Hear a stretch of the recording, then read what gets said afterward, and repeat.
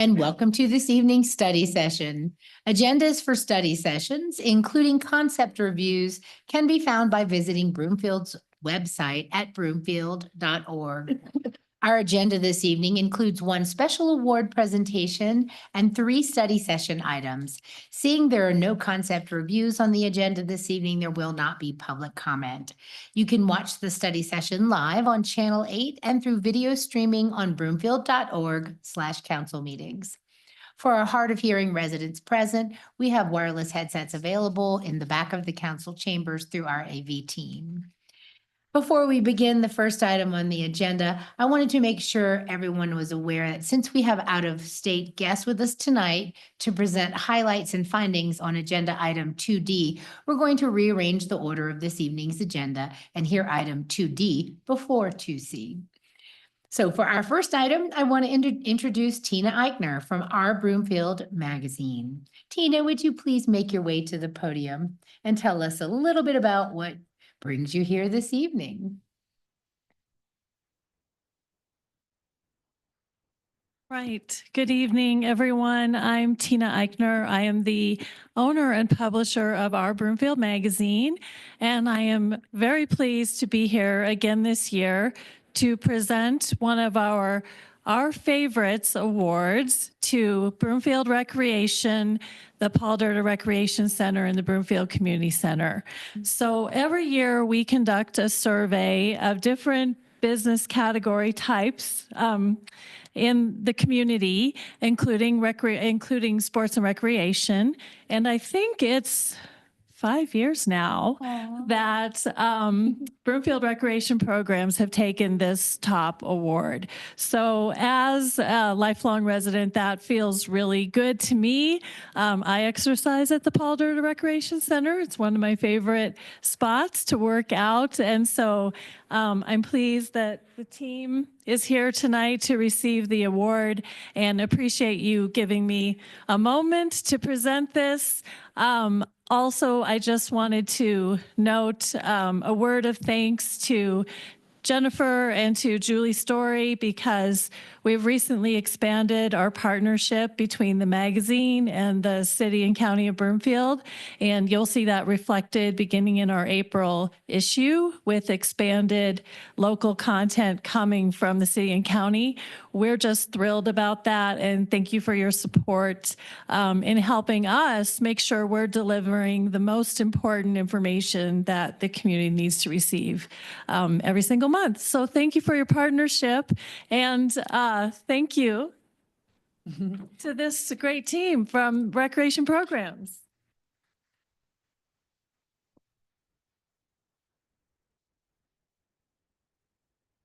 Would y'all like to come in front of the dais and take a photo? We have Kelly here, so we should take a photo with.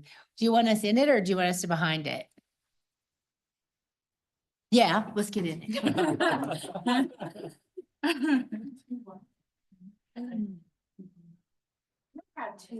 We'll stand behind you.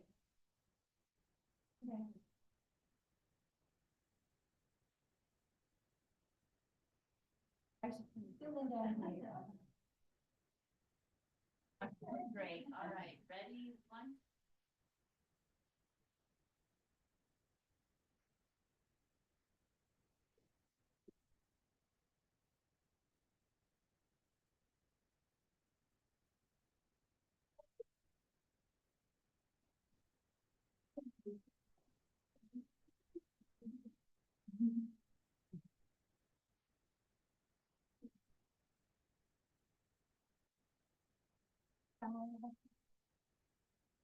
Okay, moving on.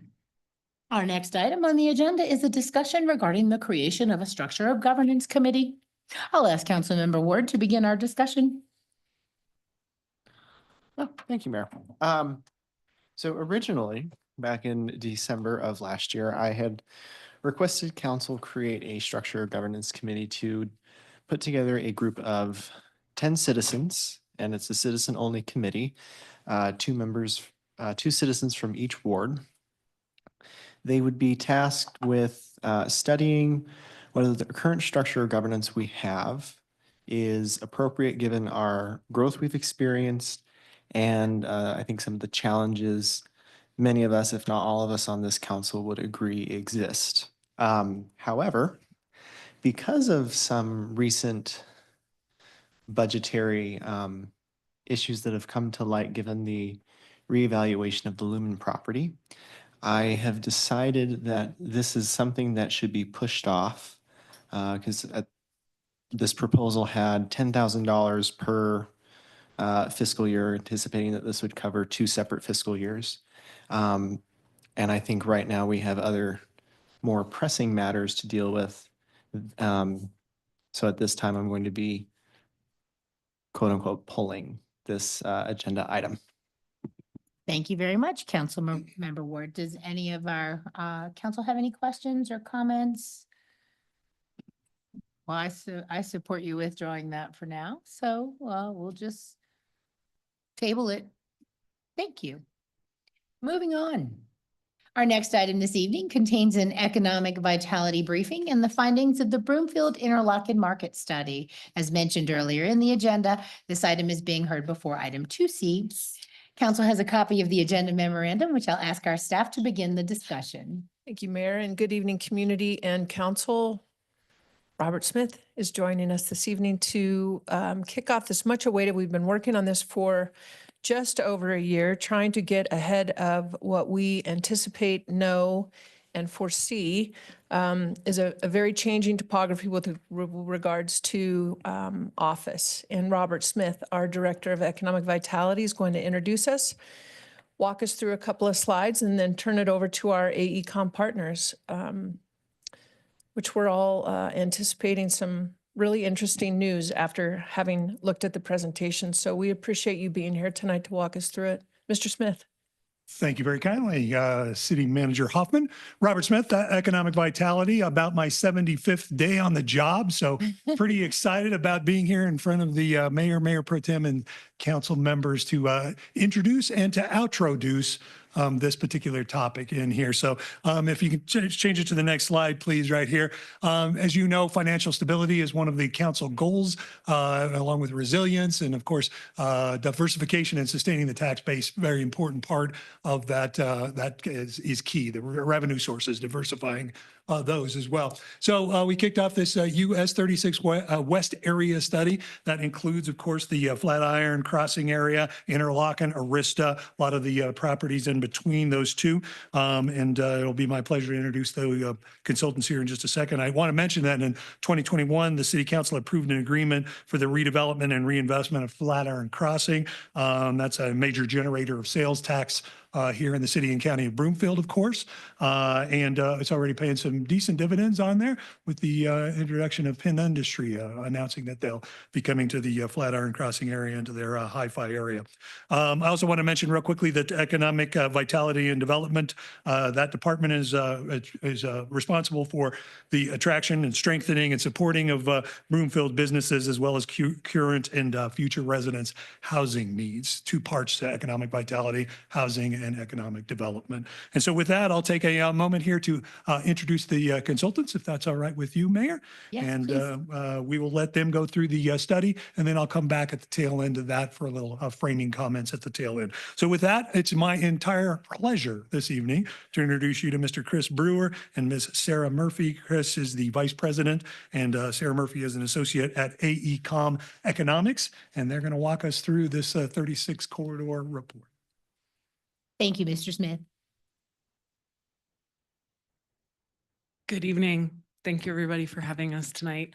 My name is Sarah Murphy. I'm an associate with AECOM, as was mentioned. My background is in economic and workforce development. Prior to joining AECOM, I spent more than 12 years here in the Denver metro area working in economic development and workforce development roles.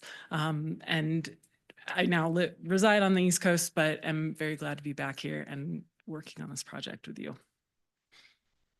And again, Chris Brewer, Vice President with AECOM. I was just here 4 weeks ago, so seriously, no pressure. This is obviously a very different topic. This is all about the built environment, but also the weight of history. Again, the trends we're dealing with today were the groundwork for these issues was laid more than 35, 40 years ago. So again, thinking about the choices that were made a long time ago and how we think about the future is ultimately part of this conversation. Next slide. Go one more slide, please. So just to give an overview of our study area and what we considered. When we started this study, we were very focused on the Interlochen part of the US 36 West area. And as the study progressed, we recognized that we needed to slightly expand and consider the parts of US 36 West that connect with the Interlochen area. So we did adjust the study area to be called US 36 West and include 4 sub areas: Flatiron, which is the mall, primarily retail; Interlochen, office and tech workspace; south of Highway 28, which is adjacent to the airport; and Arista, which is a mixed use area. Next slide, please. So again, we're going to walk through about a 20-slide deck tonight to get through a lot of the insights from the study. But I think just cutting to the chase on some of the key trends, I think the good news through 2018, 2019 was that the study area was actually holding its own. Broomfield was actually doing very well from an employment standpoint, although we were starting to see some cracks starting to appear within the study area, a little bit of a starting of a slowdown in employment growth. But also the thing we'd point out is that some of the key sectors that Broomfield has done very well in are also highly susceptible to trends related to hybrid and remote work. And so again, there's a fundamental shift in the way people are going to the office and using the office. And in some ways, some of the challenges that we're dealing with now have been laid the groundwork for during COVID in terms of the shifts that are playing out. But one of the bigger things we'll point out is we're having a moment in time where real estate values for office buildings are becoming highly speculative, highly volatile. And part of this is a function of what's going on in Interlochen, but it's also a function of much broader trends. So I won't burden you with a Google search on the Resolution Trust Corporation or the savings and loan crisis. But if you go back to the 1980s, this country built a lot of office buildings. They're all now 40 years old, and they're all having a set of problems, meaning the markets don't know what to do with them. And in our study area, we have a significant number of those old office buildings. So again, part of this is a story. If COVID hadn't happened, we would have had time and patience to understand how to reuse those buildings more incrementally, but instead we're having the conversation at once, which is obviously more challenging. But the other point I would make about office demand these days, if I think about my company, AECOM, in about 2015, we had about 140,000 square feet in one building in downtown Chicago, about 300 employees. We now have about 250 employees and 26,000 square feet, and there is no paper. So we probably had a floor of paper in our old building. So again, fundamental changes in terms of demand, and it's going to take a while for the supply to react to that different type of demand we're looking for. Again, full amenity spaces now, workout clubs, amenity floors. That's what the market's looking for these days. They call it the flight to quality. And part of our challenge with our study area is that many of the buildings, single use, single occupancy, the market isn't looking at those buildings the same way, and we're getting a struggle from a valuation standpoint, but also fundamentally tax base implications. We've got a significant amount of tax base locked up in these buildings, and there's going to be some pressure there in the coming years that we have to start to navigate. So again, thinking about strategies for reinvestment, AECOM has done a number of studies for a number of cities looking at office reuse. Again, a number of older buildings based on size of floor plate can actually be quite adaptable to residential. But in other cases, the buildings can simply be too big for an individual developer to buy off. So again, it's a more complex set of transactions to help move some of these older buildings forward. So again, we'll go through the study in detail, but again, cutting to the chase on some of the key findings as we get into the data. Next slide, please. Sarah. And if you could go one more slide, please. So before we dig into the study area, we wanted to set it up and understand how Broomfield was performing in terms of employment in relation to regional peers. And we looked at employment between Broomfield, Adams, Boulder, Denver, Jefferson, and Larimer counties. And prior to 2020, Broomfield had the second highest annual job growth. Jobs here were growing and continuing to grow. And then since the pandemic, Broomfield's job growth has not been as robust, though Denver is the only one who has exceeded the pre-COVID growth rate. Next slide, please. Specific to our study area, it is a an economic driver for the city and county of Broomfield. More than half of jobs in Broomfield County lie within the study area, though the growth has slowed and has not resumed. Employment has not come back to the pre-pandemic levels, while the rest of the county has seen job growth of about 6%. So jobs have been moving out of the study area, or we're seeing job growth move out of the study area and into other parts of Broomfield. And in comparison to the study area in US 36 West, Broomfield has recovered the jobs that were lost during COVID, and employment in the rest of Broomfield exceeds what it was prior to the pandemic. Next slide, please. The other big trend that we've been looking at and focusing on and has large implications for how office space is utilized is work from home. Prior to the pandemic, you had two groups of individuals, two groups of people. You had residents who lived in Broomfield and left Broomfield to go to work in another location. And you also had individuals who did not reside in Broomfield who came into Broomfield and the study area and worked there for a day, maybe stayed and did some social or other activities in the evening, and then went home. And because we've seen this high shift of individuals now working from home, we've lost some dynamism, and the community doesn't see that level of movement. And so individuals who work from home, I am primarily remote, don't leave their house for the most part. Maybe they run one errand or they walk their dog, but they stay in that location for the day. So you're seeing a significant shift in how space is utilized, not just because people are no longer commuting into an office space, but also individuals who are working from home are using that space differently. Next slide, please. And we would definitely say that, you know, the trends related to hybrid work, so coming in 3 days a week versus pure remote work, are at this point probably relatively locked in. Like, we're finally seeing that stability in terms of fewer people coming in on Mondays, no one's coming in on Fridays. So all of that ultimately, one way or another, informs how the building is being used and ultimately how valuable the building is. And we always reinforce we're getting two types of buildings. One is this sort of, again, 1980s, 1990s, old single-use office building, multi-tenant, where it's just increasingly empty. But we're also getting a lot of corporate headquarters where we would call them a ghost building, meaning there are a lot of people that are theoretically assigned to the building, but none of them are coming in. So the building isn't driving any activity to speak of. And that's why we always have to think about a multi-tenant building versus a corporate campus building. Some of the issues in play are quite different. But as we go to the next slide to think about the real estate framework, again, thinking about that block of old office space. So again, built between 1980 and 2000, about 40%. Again, the newer space is performing better, but also what we're noticing is the office buildings that are closer to the retail are performing a little bit better. So again, proximity to amenities makes a difference. And what we're really noticing about the study area today is we've got a lot of single-use buildings that are connected by a beautiful open space and road system, but you're not necessarily walking from one thing to another. They're really isolated buildings that function in parallel. But again, there's that lack of connectivity that in our mind, post-COVID, would drive premiums in real estate value.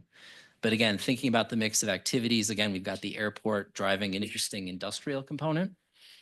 So again, those buildings might actually be worth more. A lot of the multifamily units are actually probably driving a premium in value right now. But again, thinking about the mix of buildings and what's driving activity becomes important. Obviously, our bigger concern is the blue, the old office buildings sitting in isolation in the center part of the district is where we're focused. Go to the next slide. Again, rents, I think the one trend we've seen play out since 2020 is that the property owners are able to drive increases in rent, but they are sacrificing occupancy in the process. So again, we're maintaining our rent, but we're giving up occupancy. The buildings are getting less and less occupied with time, so the vacancy rates are increasing. And again, Interlochen is performing about consistent with the metro in terms of that. So again, US 36 was actually doing better than the region in 2018, if we look at the chart at the bottom. But now up to 2024, it's, you know, in step with the region. So again, the same struggles, the same older buildings that we're dealing with. And again, these are structural challenges. There's a host of buildings across the metro, cities like Denver, that are having some of the same challenges. Go to the next slide. And one of the things we've been trying to think through is the different qualities of buildings. And I'm realizing this graph looks a little weird. The story about what buildings are and aren't doing well is actually quite complicated. So it depends on the location of that building, what it's next to, how old it is, what are the sets of amenities. So the buildings to the left, again, the 1, 2, 3, and 4 represent the oldest buildings built between 1980 and 2000. So again, fewer amenities and their performance is lower. So as the buildings get newer, there's less inventory, but the performance is a little bit better. But again, it's not across the board. So that's why we're looking at very specific situations with specific buildings, specific owners, which start to tell the story about who is under more pressure, under less pressure. And we've seen a number of cases nationally where the property owner will simply walk away from the building because they know it's not worth much at this point. Like the debt on the building is worth more than what they can get for it. So they are just walking away from it. So again, we'll go to the next slide. Again, thinking about land use, again, trying to get at the amount of vacant land that's available still for development. And again, this also gets to this question of zoning. Again, we go back to when Interlochen was planned 35, 40 years ago. It was obviously intentionally built with relatively narrow zoning. So it's either office or industrial. And I think one of our challenges now is how do we begin to think about repositioning strategies that allow more mixed use. So again, the notion of the 15-minute city is very popular right now, but how do we get more density, more accessibility and walkability between the different nodes? But there is vacant land that can be accessed. We'll go to the next slide. So again, parcel values, trying to think about what the land is worth based on taxable value right now. The biggest concern, I think, is the apartment buildings have generally been able to drive higher values, so developers can build new, so that will drive a premium in real estate value relative to office, where there's a lot of uncertainty in terms of what the real estate is worth. So again, trying to get a grip on the differences in color, you'll notice the darker reds. Again, the residential values are going to drive that premium relative to, say, the office buildings. And one of our opportunities now is how do we potentially integrate mixed use within the building as opposed to within the district to drive increases in value. And again, that's where the zoning code comes into play to allow those sorts of activities. Go to the next slide. I think one of our broader concerns about the corridor is that, you know, in terms of overall Broomfield valuation, commercial values are generally up, but within the study area, real estate values have been trending down. So the rate of growth in values has just not been keeping pace. And that's a reflection of the older inventory to a large extent. So again, part of our opportunity moving forward is how do we begin to inject new development to drive those premiums in value to offset some of the older buildings, which are going to take time to go through a workout process. But again, structurally, some of that decrease in value is going to be there a while for the next several years until the development community and the city can start to get a hand on how this can play out. We would always say with a district like this, there's a reality that all of the infrastructure is probably 35 to 40 years old. So if we're thinking about the buildings, we have to think about how the public infrastructure has to evolve in step. So it's not just the developer, the infrastructure may have to evolve as well. Go to the next slide. So cutting to the chase, getting to the conclusions and key findings. We'll go to the next slide. Again, fundamentally, from an office standpoint, our office buildings are a challenge. The newer buildings are holding their own and probably going to move forward. The older buildings are a structural challenge. Again, that distinction of an older corporate campus versus an older single-use building. Again, we are seeing strategies to reuse old office buildings for residential. The main thing that boils down to there is the floor plate and the accessibility and the parking. So if a developer can get a premium in value from a residential conversion, they will look at it. But if the floor plate isn't quite right, it would tend to dictate more of a discount on the pricing, and the developer will want incentives, or it's a more complex reuse plan. Particularly parking availability. Again, a number of these buildings have outdoor surface parking. In most modern apartment buildings, we would have a number of indoor heated parking spaces. So parking availability becomes a big question for some of these buildings. I would say in other markets in DC, they are choosing to tear the building down to grade, preserving the below grade parking, and then going back up with an apartment tower on the same foundation because they want that premium from a new construction to get the exact unit mix that they want. So again, in some of these markets, we may in fact have buildings that need to be torn down, and that may take a while to play out, obviously. So again, we'll go to the next slide. Again, thinking about assessed values, again, this reality of the office buildings really struggling from a valuation standpoint, and that's really going to hit home in terms of the next several years where your office building owners are not going to be able to sustain growth in their values. Their values are going to go down, reflecting the decrease in values. That's obviously going to have an impact on tax base. Some other element of the tax base will have to absorb some of that impact over time. I would not say I'm completely concerned about this because I do believe as we move forward into 2025 and 2026, the private sector will be looking for residential opportunities, and some of these buildings may in fact be appropriate to move forward quickly. But again, some of the larger buildings will be more of a challenge. Next slide. So again, thinking about considerations, quality of amenities, vacancy at 25%. Like, again, these are speaking to structural challenges in the area. Again, when you drive it, it looks beautiful still. It looks like a nice campus area, but again, some of the buildings are really struggling right now, and we would expect that struggle to continue.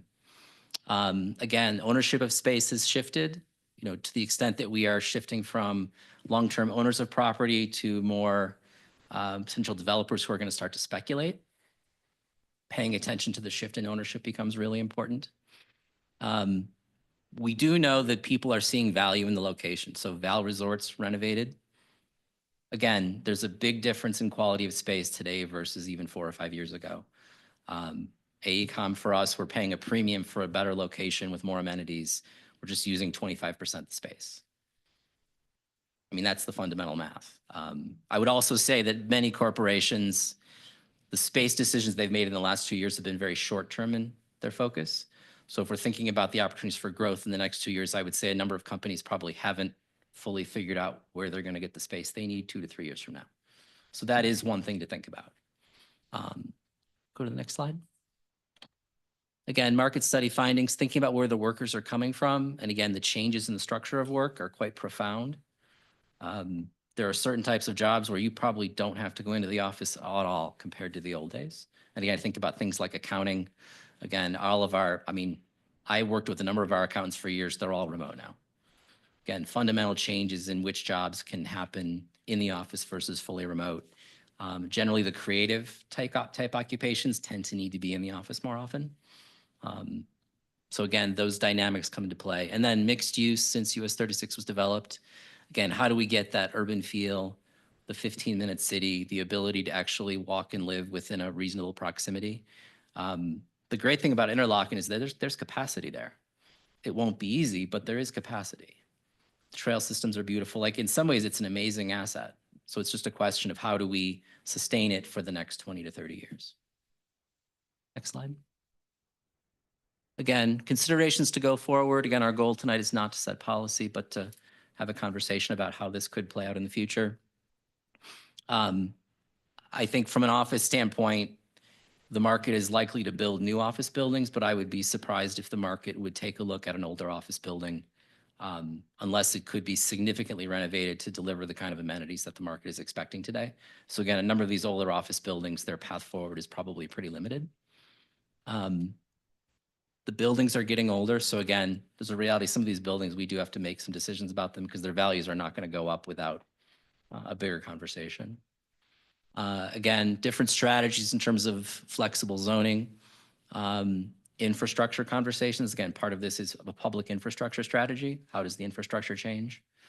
But then ultimately getting to, again, whether there's a grant or a loan program, understanding how adaptive reuse actually works. And there's a lot of experience now in terms of understanding the ideal floor plate that works for residential. This is not rocket science at this point, so it's a pretty straightforward approach in terms of what works and what doesn't. And again, some of these buildings could move pretty quickly. Other buildings, there will probably need to be an incentive conversation. I know in Chicago, our financial district basically vanished. All of the South Street was where the financial district was. It's gone. The city finally said, all right, all of our TIF money for the next 5 years is going into LaSalle Street because we have 6 buildings of 1 million square feet each that are completely empty. And that was what they decided to do, is to prioritize that. Again, every city is different in terms of what the priorities are. So, but again, some of these challenges are certainly playing out. Next slide. Questions, comments? Or excuse me, we have.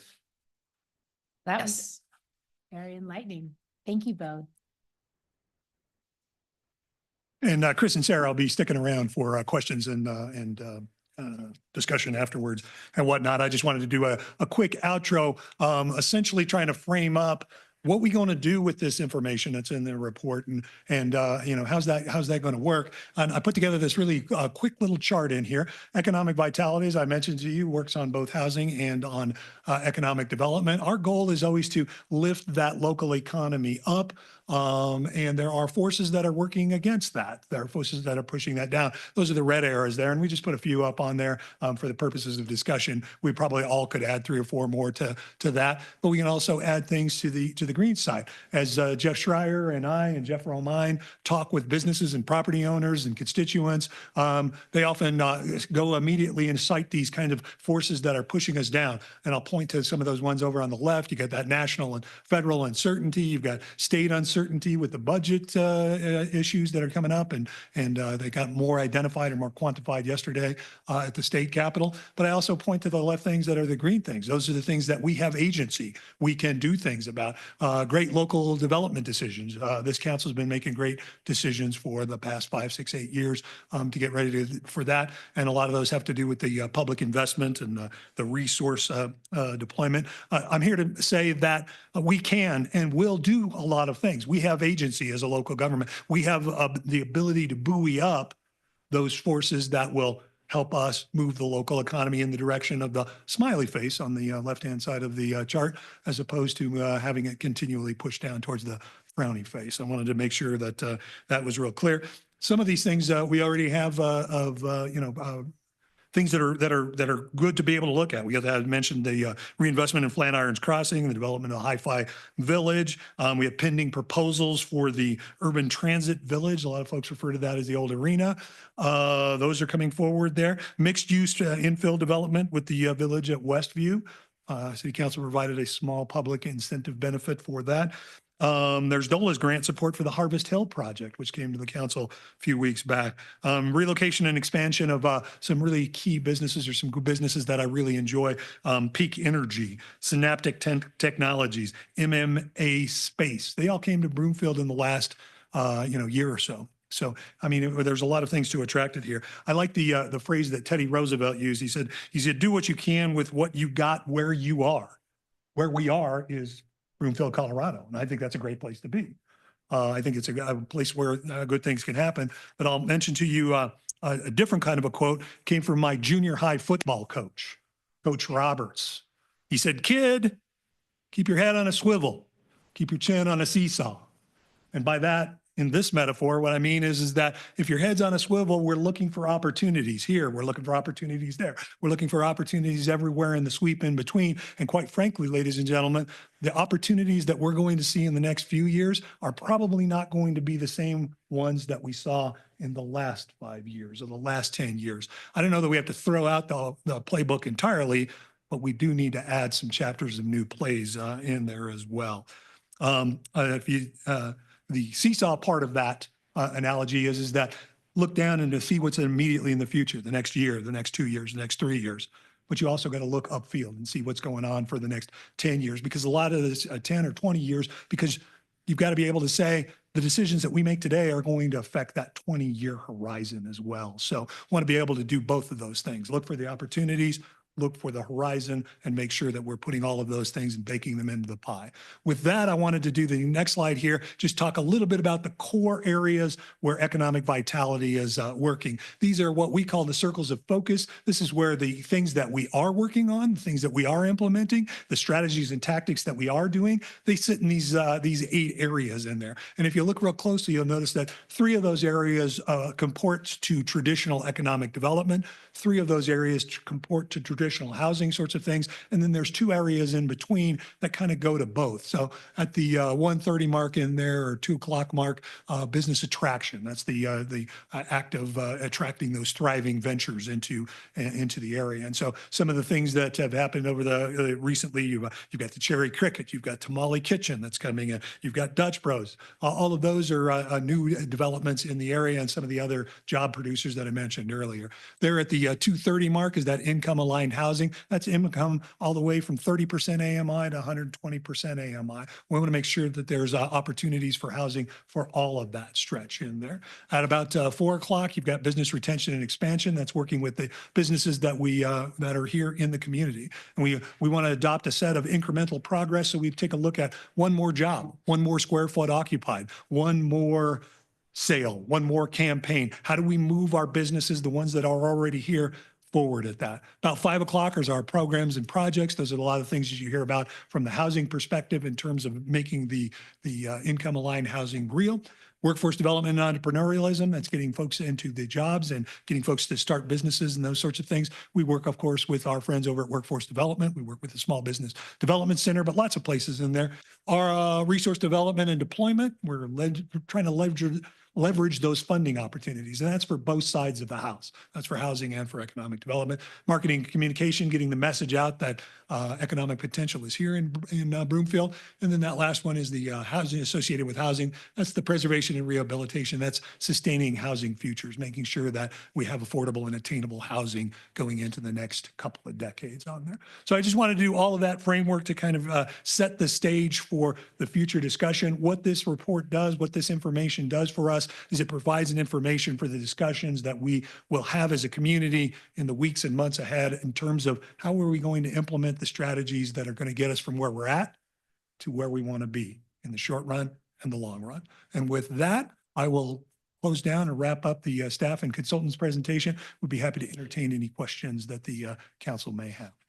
Thank you very much, Mr. Smith. I guess I feel like there needs to be the finance part of this. This is like a foreshadowing of some type of news about revenue forecasts because of what happened with Lumen. So is that coming to kind of a financial outlook? It is. Okay. It's like, where's part 2? Yeah, Okay.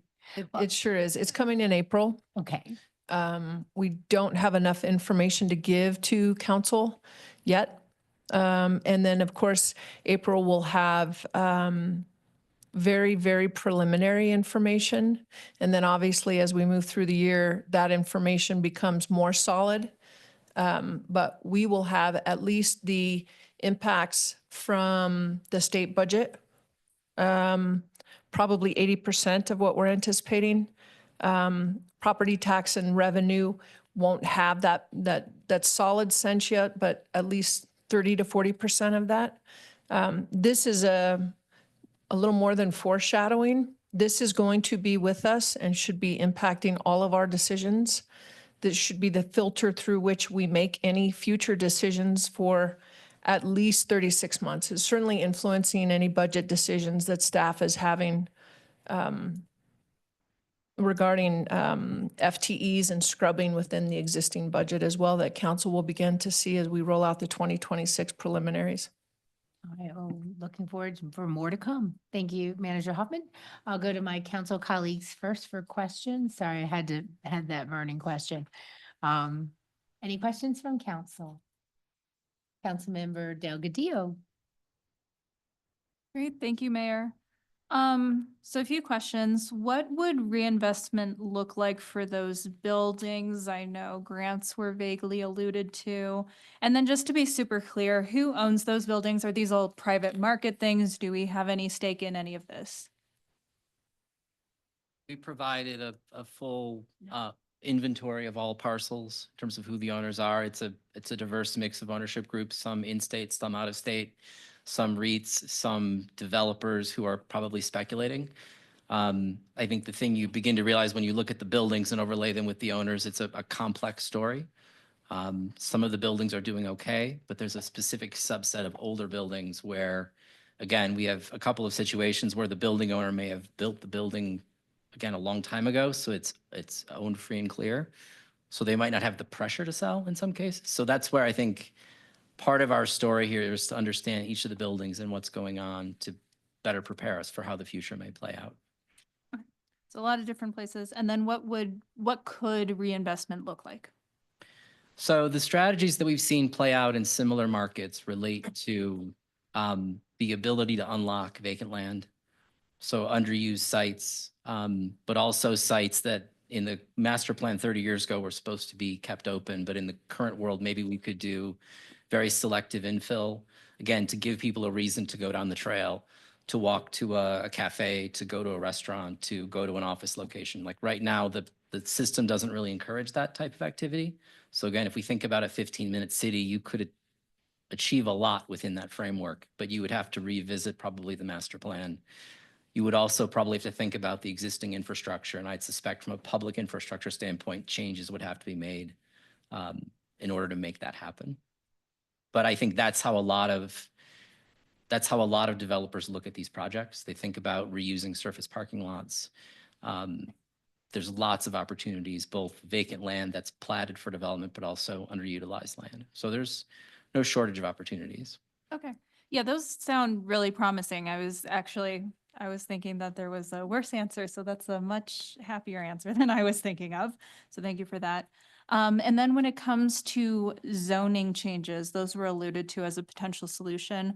Are we looking at more mixed use? Are we talking about still commercial, but allowing for different types of amenities like shops and restaurants? What are we thinking of? What are some potential solutions there? So again, our scope of services didn't wade fully into the conversation about zoning. Obviously, you're about to go into your comprehensive planning process.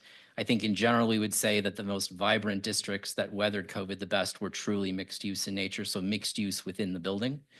We're sensitive to the reality that in Colorado, part of this is the reality of valuation. So an office building generates a lot more property tax than an apartment building, even though the apartment building probably has more real estate value at this point. So there is a reality of needing that mixed use environment, both to create more resiliency. Again, it's a more resilient market, that ability to walk. So I think as you get into your comprehensive planning process, being able to think about a very explicit strategy for the study area, again, pulling in the property owners, thinking about their needs, it's a golden opportunity. Okay. All right, that's super helpful. And then another thing that was alluded to, and this could also be a little out of scope as well, is the viability of adaptive reuse. I know I have anecdata on this, so no real rigorous data, but I've heard anecdotally that there are a ton of challenges when it comes to converting, especially a somewhat modern building into a residential thing or something like that. Do we have any sort of sense of what it would take to whether adaptive reuse is really viable in most cases, or is that an area of exploration? So our scope at least looked a little bit at some of the average floor plate sizes. The scope didn't take us into the weeds on what adaptive reuse would look like, but we know from our work in other cities that we're trying to understand how do you handle parking? Again, floor to floor height, can you get the necessary utilities in? Do you have enough flexibility within that room between the two floors in a building? And then can the developer get the right unit mix, the right efficiency from gross square footage to net rentable? That drives their interest in going down a renovation path on their own. So a purely a market transaction versus, again, some buildings, if let's say the building was historic or was, for some reason, the city felt it was important to preserve it, then you could talk about maybe an incentive program to jumpstart the reuse of the building. But again, it's really depending upon the developer's motivations first. Again, the developer needs to lead in terms of what they see as the opportunity. All right, those are my questions. This is very helpful. I mean, it sounds like we have quite a challenge ahead of us, but we have a lot of different threads we can pull on. So that's exciting to hear. Thank you. Thank you, Mayor. Thank you. Councilmember Anderson. Thank you. So as we're going through this presentation, the one piece of information that keeps coming to the forefront of my mind, I think others, we've been kind of taught to have a lot of angst around the long-range financial plan every time we talk about converting anything to residential, commercial to residential. And I don't know if there's anything to add now. I'm assuming this comes more with the comprehensive plan, but we kind of have to have that mindset change of how does this all work? Because if we start to convert all the commercial properties to residential, because that's where there's more potential, then I would just love to hear kind of high level, and then that will obviously move forward in upcoming conversations, but I'll just. You bet. And balance is the key to that, to be honest with you. It's the right amount of residential mixed with the right amount of commercial for that long horizon. That's the one we're going to look at. One of the secret weapons that I'm sorry? One of the things that we want to be able to look at, or one of the secret weapons that we have here in the city and county of Broomfield, is we have our own economist that can actually project out some of those things into the future and understand what a decision made today might do for us in 10 years or 20 years, that sort of a thing. So balance is the key, is the answer to that question. Okay, and do we anticipate as these conversations go forward that we'll begin to get better information where instead of up to now, it's been like, we talk about the long range financial plan, it's like, oh, it's a hit of how many X dollars, not counting for the increased spending from some of the new residents. Are we gonna have like a more holistic view of that information going forward, that we're not just looking at that one number? Do you foresee? I see what you're saying, yes, and all of the opportunities have a variety of numbers that are around them. I think what this portends is that there's some specific sorts of things that we'll need to start looking at in individual properties, individual areas, individual districts. It won't be that straight aggregate number all of the time. It'll have to be, here's an opportunity in a relatively small area. Here's what that the opportunity to do that. Here's the ups and the downs and the pros and the cons of making that decision going forward. And so those are the kinds of pieces of information that we'll be bringing to council when those opportunities come forward. Okay, that's helpful. I'm sorry, Jeff's here too. Mayor Pro Tem and council members. So the question is, you know, the first answer is balance and thinking about that. And as council has been thinking about this over the last several years, you've thought about it from the standpoint of the entire city. And so that balance still needs to be maintained to some degree. We've lived on, as we've mentioned many times, lived on some great strategies that were done in the past where we've had a very strong commercial base, both the property tax and the sales tax. Going forward, that is what we shared at the focus session back in February with council, that we are not breaking apart the financial model, but basically really redoing it and bringing in lots of other information into it. Part of this study is doing that. So we will be bringing that back forward. We'll give you a glimpse, as Manager Hoffman pointed out, in April. We'll do a greater glimpse when we get into the 26 budget kickoff period with council, which is that August meeting where I and Graham will come in and talk excruciating detail, perhaps for some, but we'll definitely get into some detail. But let me just finish what we're doing, because this is really, I think of this study as finishing with a comma. There's no periods here. And so what that comma means is this study gives you the foundation around the business side of it and the real estate side. The financial side, as I mentioned, I'm bringing in. The forecasting side you'll be seeing, and as I mentioned in the focus session, we'll have a new model up and running at the beginning of 2026. So we'll be utilizing and testing that out a little bit with some of this information. The last thing I would just mention, and it's important to know, you'll note throughout this entire presentation, the data was being used was 2022 and 2023. The reason for that was the accessibility of the data in order to do that microanalysis that our consultants did, which we have not seen before, been able to get to. Doing that microanalysis, we had to use a little bit more of a dated data set. What we'll be doing each year in that August presentation is giving you a simple update of this study. So this becomes your base study. It gives you that base conditions. And then each year as part of that analysis, we'll tell you what the impact is of property tax and that. And the last thing I'll conclude, and then I apologize, Mayor, for the long answer and council, but the other part is as Robert pointed out in that first slide that he presented, in 2021, this council took on that really important issue of how do we secure our sales tax going forward. And so you all made the investment that is causing Macerich to make their investment to really bring forward. And they'll be coming in June with an update for you on their progress and some of the tenants and other things they're bringing forward. This is the very similar type of thing, but on the commercial property tax side. So if you think about it, if you know, in my mind, there's several different balances that are going on. And one of the balances is between residential and commercial. Within the commercial side, it's sales tax and property tax. So that's, I don't have a great graphic. I apologize for that. You know me well enough. I think I tell pretty pretty good information, but I'm terrible at graphics. So Mayor, I hope that answers the council member's question. Yep, that is, appreciated. Thank you. And that's all my questions. All right, thank you. Next is Councilmember Marshall Shinn. Thank you, Mayor. Thank you for the presentation. This is very informative. I think this is a conversation we all have known has been coming for a long time. My day job is financial compliance, and before COVID, I was downtown Denver. My company had 2 floors.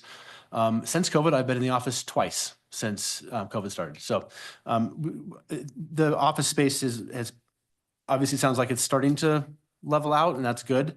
So I have a few questions and concerns, not concerns.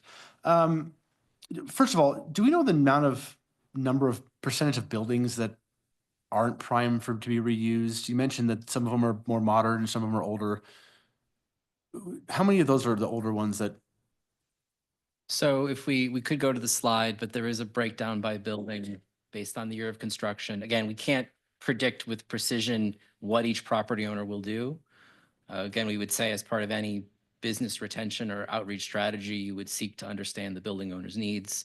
Again, are they out of state? Are they in state? What will it take to unlock or make them move? Again, everyone has different expectations for rate of return. So part of this is the benefit of an engagement strategy to understand building owner interests and expectations. I think the point I would also make, because I think we're skirting a very careful line in terms of optimism and pessimism. I think there's a reality when you drive through Interlochen today, the office buildings are tall. Most of the apartment buildings are relatively short. And I think there's a reality of office building real estate values and tax implications. I guess it's almost 4 to 1. So one of the things we have to ultimately think about in our strategy, as you go into the comp plan, is in order to offset that loss over the next 10 years, maybe the apartment buildings have to get taller. So building height becomes a conversation about offsetting that change in value. Makes sense. I appreciate what you've said about the tax base and several of the other questions have been asked. That was my first thought when we talked this conversation. You convert an office building to strictly residential, we take a significant hit in our tax base. Are you seeing other communities in Colorado starting this? Is Denver looking at that, and what are they doing to make it work for them? So we're seeing it play out in other cities more than in Colorado because of the valuation gap. But we are seeing examples where the development community is seeing a perfect building where they get again, for the developer, it's all about taking a floor plate that was office, maximizing the efficiency. So getting from that 22,000 square foot floor plate for office and getting that down to a mix of, 400 square foot studios, 600 square foot 1 bedrooms, 900 square foot 2 bedrooms. I'm being cavalier, but getting to that mix that drives a premium rent that allows them to convert the building, again, without a conversation about incentives. Okay. So it is happening. It's very normal. Again, in DC, they're able to make it happen. But again, it's all about for the developer, they need to maximize rent. Right. Of course, DC doesn't have the assessment rate differences between. The assessment difference is a very specific challenge. Yeah. You mentioned incentives, and that is a concern I would have. I know a lot of times we have developers come in and they want incentives for X, Y, or Z. Are we anticipating that we're going to see that in this, or do we think we can get this done moving in the future without significant outlays from us? So my preference, again, we're not setting policy tonight, and I'll let Jeff jump in. I think to the extent that we can have a conversation about public infrastructure that unlocks private investment, that's a much better conversation than just incentives. So again, I think if we look at just from driving around Interlochen, it's an impressive place. How do we unlock it a little bit more? Part of that is a public infrastructure conversation. And Mayor Pro Tem council members, so we have not, we've had some conversations with the consultant team about some of those best practices in other places and trying to think how they could be adapted here. But we have not gotten to the point of some specific program approaches or anything like that. That'll be what we're going forward on that side of it. So if you think about from the staff's perspective or the staff work in talking with the city manager, it's kind of being broken into 2 parts. One is how do we think about the foundations of this? And that would include the planning side and others. And then, as Robert has pointed out, what is the business attraction, business retention strategies, which is something that needs to be played out too. So there's two paths that we'll be going forward with, and you'll hear more about both of them as we begin to think about it. Denver, going back to your other question, Denver has put in place a small fund that they put together, and I promised a couple of council members I'd look it up, and I apologize, I ran out of time, but I believe it's a roughly $50 million fund in order to help with some of the planning, some of that core. But again, recognize that within most office buildings, the center stack is both where the pipes are, the ventilation systems, as well as the elevators. And so the distribution of water into apartments across a 75,000 square foot floor plate is an incredible expense. And as Chris had pointed out, thinking about whether there's even gaps to be able to put in a new fake ceiling to put those water pipes and ventilation pipes and all those others, that's what's really playing out. So the real key when I've looked at other cities and in talking to Chris and Sarah, it's those buildings that were from the 40s or before where you can see that adaptive reuse come through more. It's harder to see it in buildings that were built in the 80s and 90s, which is the generation of these buildings. And that single use that Chris mentioned, it wasn't a throwaway comment. It's actually a very critical comment to what is over in Interlochen. Thank you. Okay, thank you. And then one last question, and it's kind of an overarching, just a thought and concern. This Interlochen isn't one, you mentioned it's multiple owners, it's a piecemeal of ownership. Would this be, it seems to me that it would be easier to redevelop something if we owned it all, or if it was one owner like Flatirons.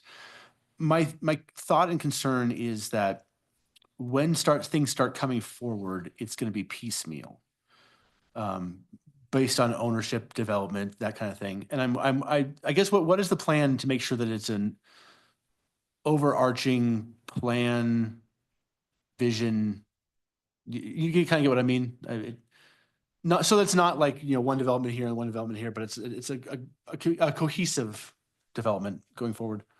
So I'll say something and I'll see if Jeff disagrees with me. But I think the thing we would always advocate for in a situation like this is that you are able to go through a master planning process with the property owners to frame what the new vision is, so that the master plan sets expectations for entitlement, that reduces front-end entitlement risk, clarifies what the public and private sectors are going to do. I think there's a benefit in going through that sort of a process for a site like this, where you could begin to appreciate and unlock a number of very interesting properties. And I'm going to, Mayor Pro Tem and council members, I'm going to refer back to my former position. So one of the roles that I had was similar to what I'm doing in Broomfield, but it was in the Brighton Boulevard corridor. Very piecemeal, very broken up, small lots, large lots owned by institutional investors and others. By doing what, actually we're in an envious position, unlike Denver was, because we're about to take on the comp plan, and we're about to come up with a new comp plan. So we both have the Interlochen Building Owners Group, which represents most of the major owners in that area. We do know many of those people. There are some institutional investors that own those buildings that are not anywhere near here, and it really probably don't even know Broomfield. I think you've all heard me tell the story of when we were trying to locate a particular business that needed some large acreage and wanted to build a new facility. Jennifer and I worked on it. We found a wonderful 50-acre lot that it turned out Oracle owned. Oracle didn't realize they owned it. It was only $1 million or $2 million in property tax they're paying each year on it. And it's like, that's not even in the rounding error. So we reached out to Oracle to see if they'd consider selling it. So part of this is the engagement. And that's part of what the comp plan will do. Part of what we're trying to do is get that engagement going, put together that grand scheme. And I would say, going all the way back to that first part of my comment, Brighton Boulevard, we began to work with individuals that were going to be leaders. And right now, as an example, we're working with a firm that is working over on the industrial lane area. And if we can get them to do the right thing, we know the other building owners will say, wow, You just got higher rents, you just got occupancy by doing this reinvestment in your building.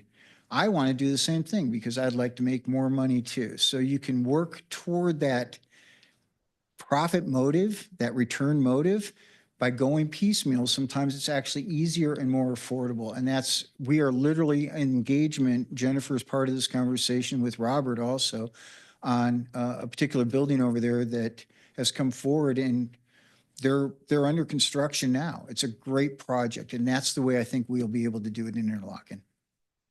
Great, thank you. Look forward to that. Thank you. I have Councilmember Henkel. Thank you, Mayor. Thank you for this in-depth conversation and slide deck and everything. I do not want to own any property over there. That kind of made my head explode a little bit. But I will say that we can have a lot of private-public partnerships, I would say. So in that area, I'm wondering too, in particular, when we're talking about companies like Crocs, Vail Resorts, have we done any outreach? I love this whole business retention and expansion idea, where we have people who are like Vail who are rehabbing their places and things like that. Are we having any conversations with local businesses who want to expand? Like, let's say they have a subcontractor. What does that communication look like locally? And maybe they want to bring someone in, because I know Crocs, really were alarmed at the tariffs recently, and I'm wondering if there's ways that they could work synergistically with other companies, and if we can utilize the companies that are already here in Broomfield and work with them to take over some of these places. The short answer to your question, council member, is that yes, we have those conversations every day. That's part of our core business. That's why it's one of those circles of focus. And so what I would like the Economic Vitality Department to be able to do is to be able to say, we know all of these owners. We've had conversations with them. We know where they're moving forward. As Chris alluded to, a lot of it is an engagement strategy. And so we want to improve upon what we've done in the recent past and be able to augment that and recognize that the paths forward are going to be different than the paths we've taken in the recent history in there. And so we have to understand how we're going to bring that coalition of partners together to make certain that Broomfield's economy moves up instead of, gets pressed down. Yeah. So short answer is we're all the time talking about business retention, expansion, subcontractors, everybody from Crocs to the mom and pop store on the corner. Okay, great. And then this might be sort of piggybacking on what other people are asking as well, but are we looking at other places? Like, we're always called sort of like the mini kind of Silicon Valley of Colorado. So we're like this tech area. We hear about it all the time from the governor too. Are we looking at other places that are similar, either not only in the United States, but worldwide? Are we looking at other places that might be like us worldwide, that might be having the same sort of struggles? We look all over worldwide we're always looking for examples on how to get things done in an effective way. So we're happy to learn from anybody that has been through this process before. I will say that we're always looking forward to that, but we're also always looking for partners. We're looking for allies. We're looking for folks that can help us get to where we want to get to. The city and county of Broomfield has limited resources, and we need to figure out how to leverage them. One of the things I always enjoy about Mr. Romine's presentation is he generally says, if we're as the city are investing $1, it's likely to yield $6 or $7 or $8 over on the other side. So that leveraging, you see that we're constantly looking for folks that can help us leverage our challenge into eventual solutions. You have something to say on that too? I was just going to say the report laid out a set of peer cities that you should look at. I would stress in the last 2 months for another project, we actually took a deeper dive into a set of advanced technology cities. Again, cities that are anchored by national labs, cities that have a significant amount of advanced R&D. So Boulder was on our list, for example, but I suspect Broomfield also would be. So there's an interesting subset of specific cities across the country, Livermore, California, where there's this very explicit connection, both from a resident standpoint, but also from a labor force or business location standpoint. So I think that conversation about peer cities actually could be very insightful in thinking about positioning Broomfield for those new opportunities. And then one last question. I know a lot of times people talk about how Broomfield, we're fairly, close to the airport, or our location is pretty attractive. I think this maybe goes to your slide where you had the arrows pushing up and the arrows pushing down. If we can go to that slide. These arrows all seem to be the same size. Would you say that maybe, my old math major type person in my brain is like, well, maybe there's like a higher percentage that we rely on as far as, public benefit investment, maybe we rely more on that than we do other things. Is there something that really helps us develop sort of a better local economy by pushing up and expanding those ideas? And then also just approximation to the airport, land still available and those sorts of things. Yeah, all of those are factors that go into it. And I didn't make the arrows different sizes and whatnot because I just wanted a really simple Yeah. diagram. That's why I have two smiley or a smiley No, face. I actually appreciate the simplicity.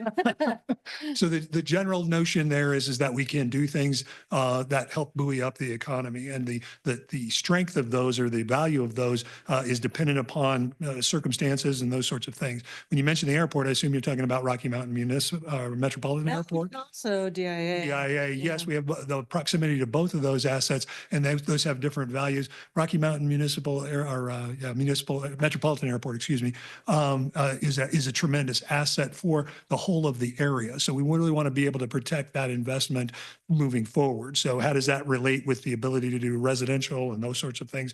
Those are careful decisions that we need to be able to make going into the future so that that asset can be as valuable to the whole of the community, all of the 36 corridor that's dependent upon that. And then our proximity to DIA, it's an economic engine for the entire metropolitan area. And so Broomfield benefits from that. So we're always looking to figure out how to leverage those things. And so some of those arrows at any given time might be a bigger swing than some of those other arrows.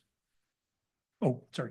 And I just want to point the council back to part of the study, but I think he's going to switch back to slide 6. I think it was slide 6.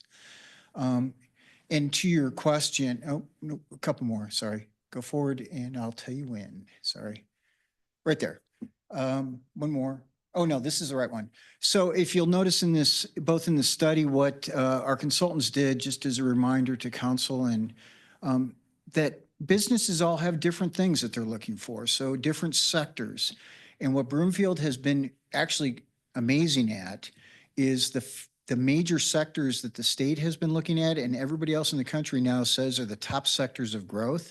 We're actually highly concentrated in them already. And that's what that top line in the bottom right graph shows you, is just how strong we are in some of those key growth sectors of business. And we have the right amenities for them. It's as Robert has just pointed out. But I just wanted to come back to this to say, if you notice that, those are the things that actually are giving us that great strength. We could be a little bit more detailed in this. It's something, but from the standpoint of, and it is truly in the work that they've done and we've shared, but in this particular case, it's simplified, but you can see what that concentration is. So you have to align your amenities from the business perspective, those things that people look for, both air travel, other things, the right kinds of offices.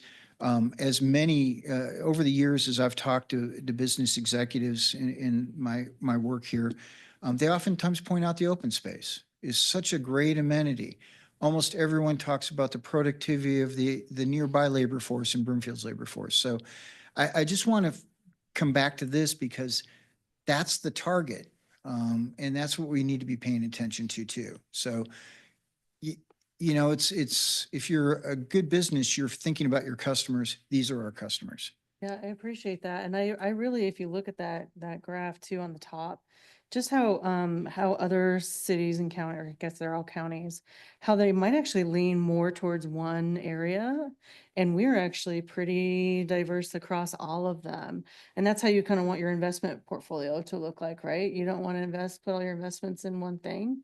So I appreciate that. And that's a really good graph that I am appreciative of all of the information. Thank you. Right, thank you very much. Councilmember Lim. This is an out-of-the-box question, and I don't know the architectural considerations, but the presentation the report, the 77 slides, did talk about the success of the industrial flex buildings that I frequently refer to, that I really think we've done a lot of, but they seem to be occupied. What is the possibility of taking any of these buildings and converting them in that direction versus residential?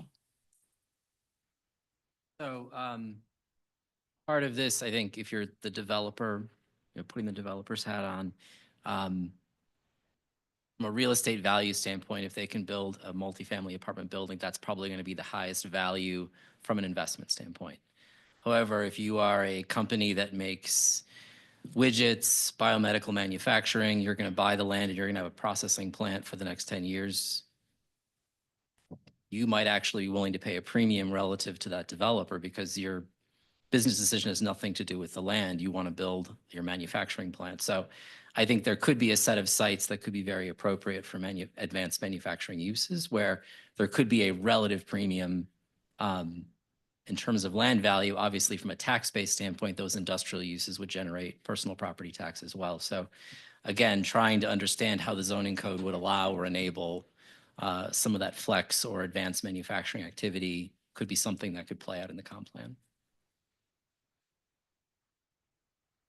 I would also add that it will depend on the type of activity.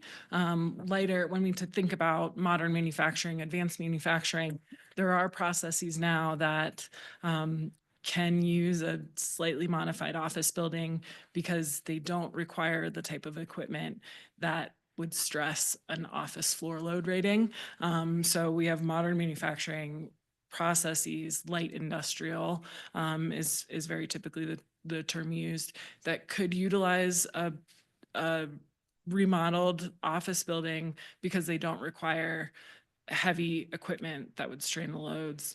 And so if we're thinking about reusing office space, that could be an opportunity. I think for the Interlochen sub-area specifically, the age of the building, the vintage of the building, you or the developer would need to do a lot more work on understanding how that could be modified and what types of uses that would be appropriate for. But I do know that Broomfield has life sciences space and there's a national shortage of lab space. So is there a subset of lab space that could utilize that type of building appropriately?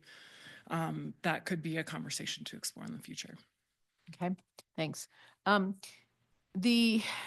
Perhaps you'd be able to answer this question better after you've engaged with the specific property owners that you've talked about. You need to find out better information from. But the presentation said that there's right now calculation by some of these property owners that it's better and more financially advantageous to just raise the rents a little and then keep some of the space empty.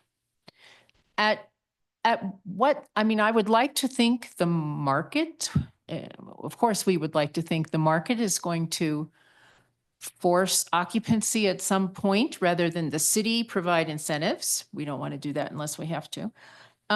So can you foresee a crossover point where these property owners say, okay, I can't raise the rents anymore. I really need to get better occupancy, and that property owner is willing just to maximize their profit to increase the building amenities somehow? So I think the calculus for these property owners in some ways is very simple. If you have a property owner that bought an office building in the last 10 years and used a lot of debt to buy the building, so they're highly leveraged, they're going to really struggle to get the rent growth they need to cash flow the debt. And those are the building owners where you'll see them walk away. If you've got a property owner that bought the building more than 10 years ago, so their debt to equity is lower, they have more flexibility. So that's partially one of the questions that we're seeking is, what are the debt positions of some of these buildings? Who is at higher risk? Who's at lower risk? Because that starts to paint the picture of which buildings are going to have a real problem and go back to a lender, and then which buildings are potentially opportunities. Okay. Thank you. At what point, is there any point where Macerich, as the developer of Flatiron, would have depended on the traffic from Interlochen to support the retail that it's putting in Flatiron? I guess I'm picturing, you're saying we need a 15-minute walkable community in Interlochen, so we're going to put mixed-use retail in there. Obviously, the people in those office buildings are going to go to that mixed-use retail, and they're not going to cross the road to go to Flatiron. I mean, I heard the developers talk about they needed the residential in that Macerich development because of that 24 or 18.7, whatever it was, activity. But is there, I'm just asking because I think probably, and I think you referred to it in the report, a lot of the office activity, like lunch activity and that went over to Flatiron or nearby, at least in this study area. And it's not going to go there if they've got that mixed use right in the building. So I'll say this, and I'll see if Jeff disagrees with me again, but again, I haven't looked at the Macerich, their pro forma. My instinct would be for a regional mall, that location is going to be pulling traffic from a much larger trade area. To the extent that we're able to do additional mixed use within the fabric of the neighborhood, it would have to be tied to additional residential, additional activity. So again, all of this is ultimately going to need to be market supported, but the beauty of a regional mall that has proven to be quite resilient, I would stress that it's like when you walk the mall, you've got an attractive set of national chains, Apple, Crate and Barrel, like they're making money, the revenues are okay.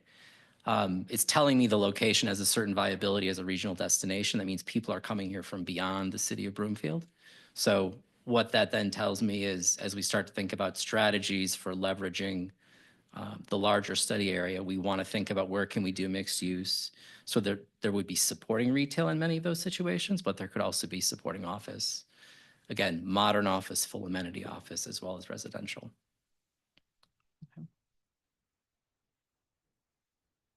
Build on this.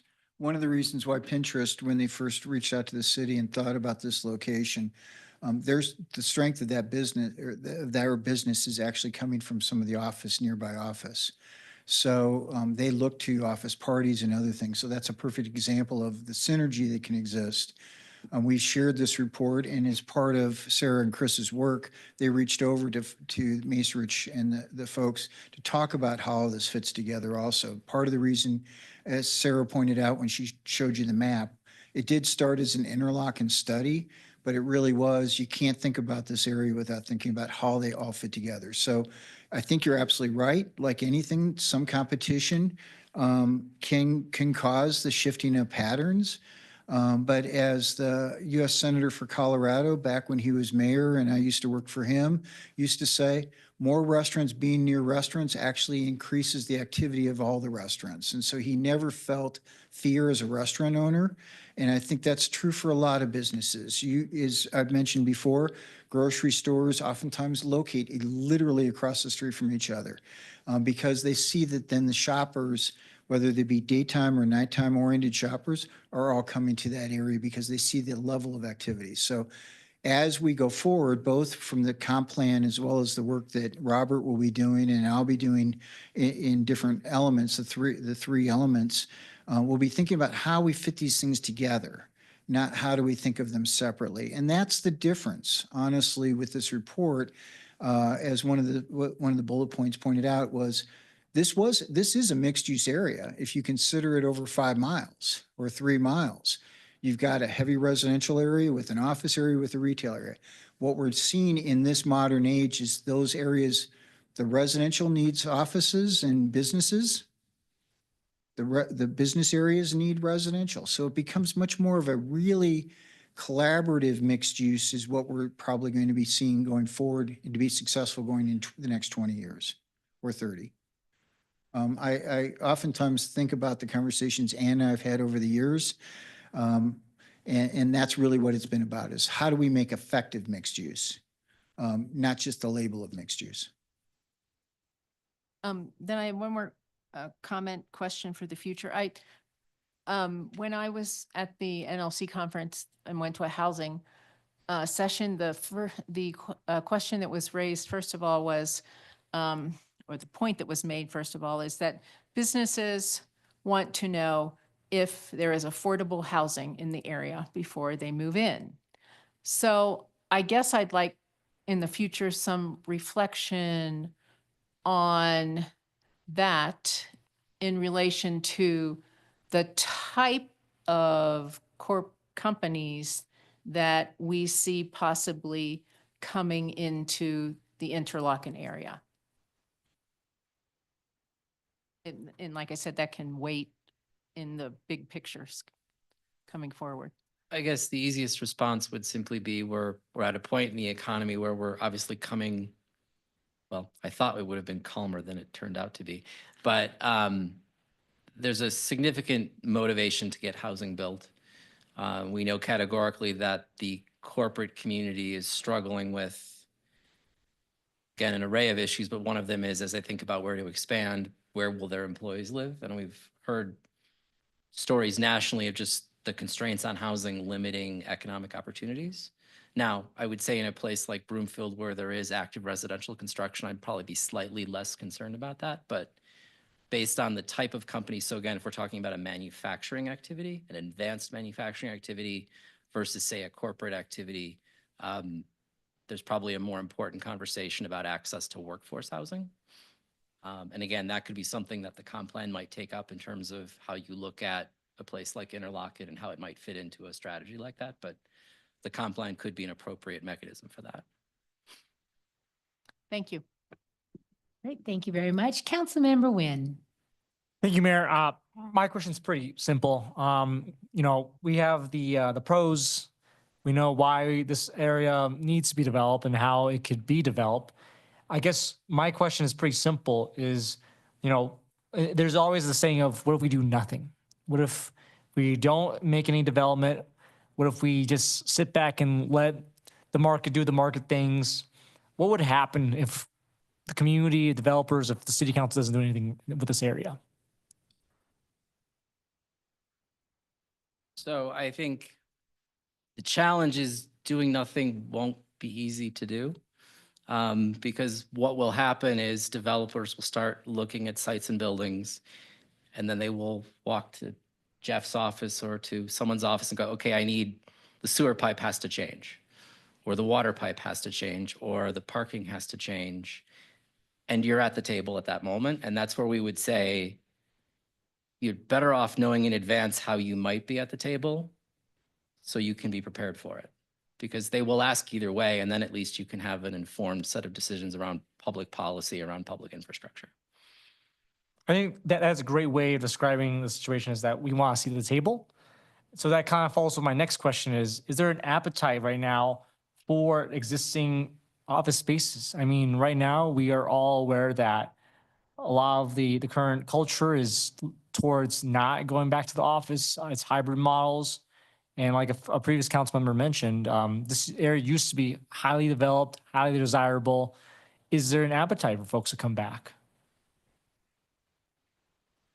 I'm careful because I know a bunch of my colleagues are listening online right now, and a bunch of them really like hybrid.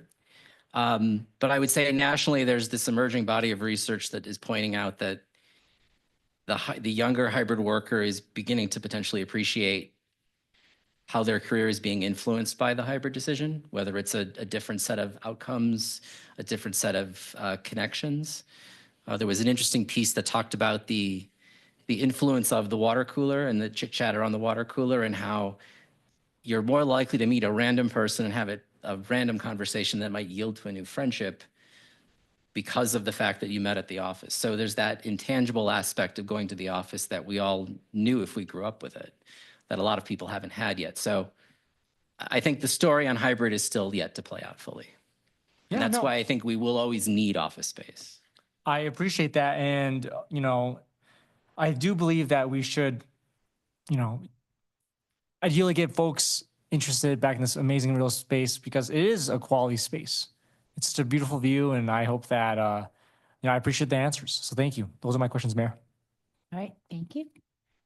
Councilmember Ward? Thank you, Mayor. Appreciate the presentation. Again, I know this presentation was given to both myself and Councilmember Delgadillo on Thursday as kind of a preview, so I appreciate getting to hear it twice. I think for me, I want to focus on like transportation, unsurprisingly, for those who know me. Because I think it's hard to have a conversation about economic vitality or housing or businesses without that component of transportation. It's one thing to have all of it. How do you get people to it and from it? And that seemed to be lacking from this presentation. How does our current transportation network and infrastructure either benefit us, be neutral for us, or hurt us when it comes to reinvesting in this asset that we have? So the overriding comment I would make, if you look at the mix of jobs that were in the study area pre-COVID, generally professional services, probably people that own their car and they're driving to the office. I think as we ponder a repositioned Interlochen with a more diverse set of activities, again, potentially a more diverse set of wages, the question of how those people get to work becomes more important. Certainly workforce access becomes consequential. So, as I think about, again, the comp plan, or if there were to be a master planning process for the area, I think the transportation conversation moves to front and center. It wasn't part of our scope explicitly, but we know obviously there's going to be a set of wages that might be an opportunity at this site that might require better transit access.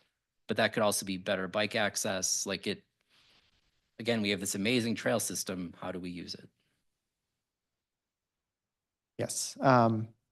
Did you have something? Yeah, I would Okay. just add that when we did outreach, we engaged with some of the businesses in the area, and one of the common comments that came up was the road network. It can be confusing to navigate if you're not familiar with it, and so and road networks are just one part of transportation, but their comments were kind of like, okay, it's not always clear how things fit together. And so thinking again about a master plan and overarching planning activity, thinking about how connections are made between parts of the study area and how one mode of transportation could be enhanced by a better connection or a more clear connection would be something to be considered. Thank you. I appreciate that. And I would say I have a few friends that think it's extremely confusing navigating the Interlochen Flatirons area when everything is named Interlochen. So I don't disagree there. I guess my next question then goes to kind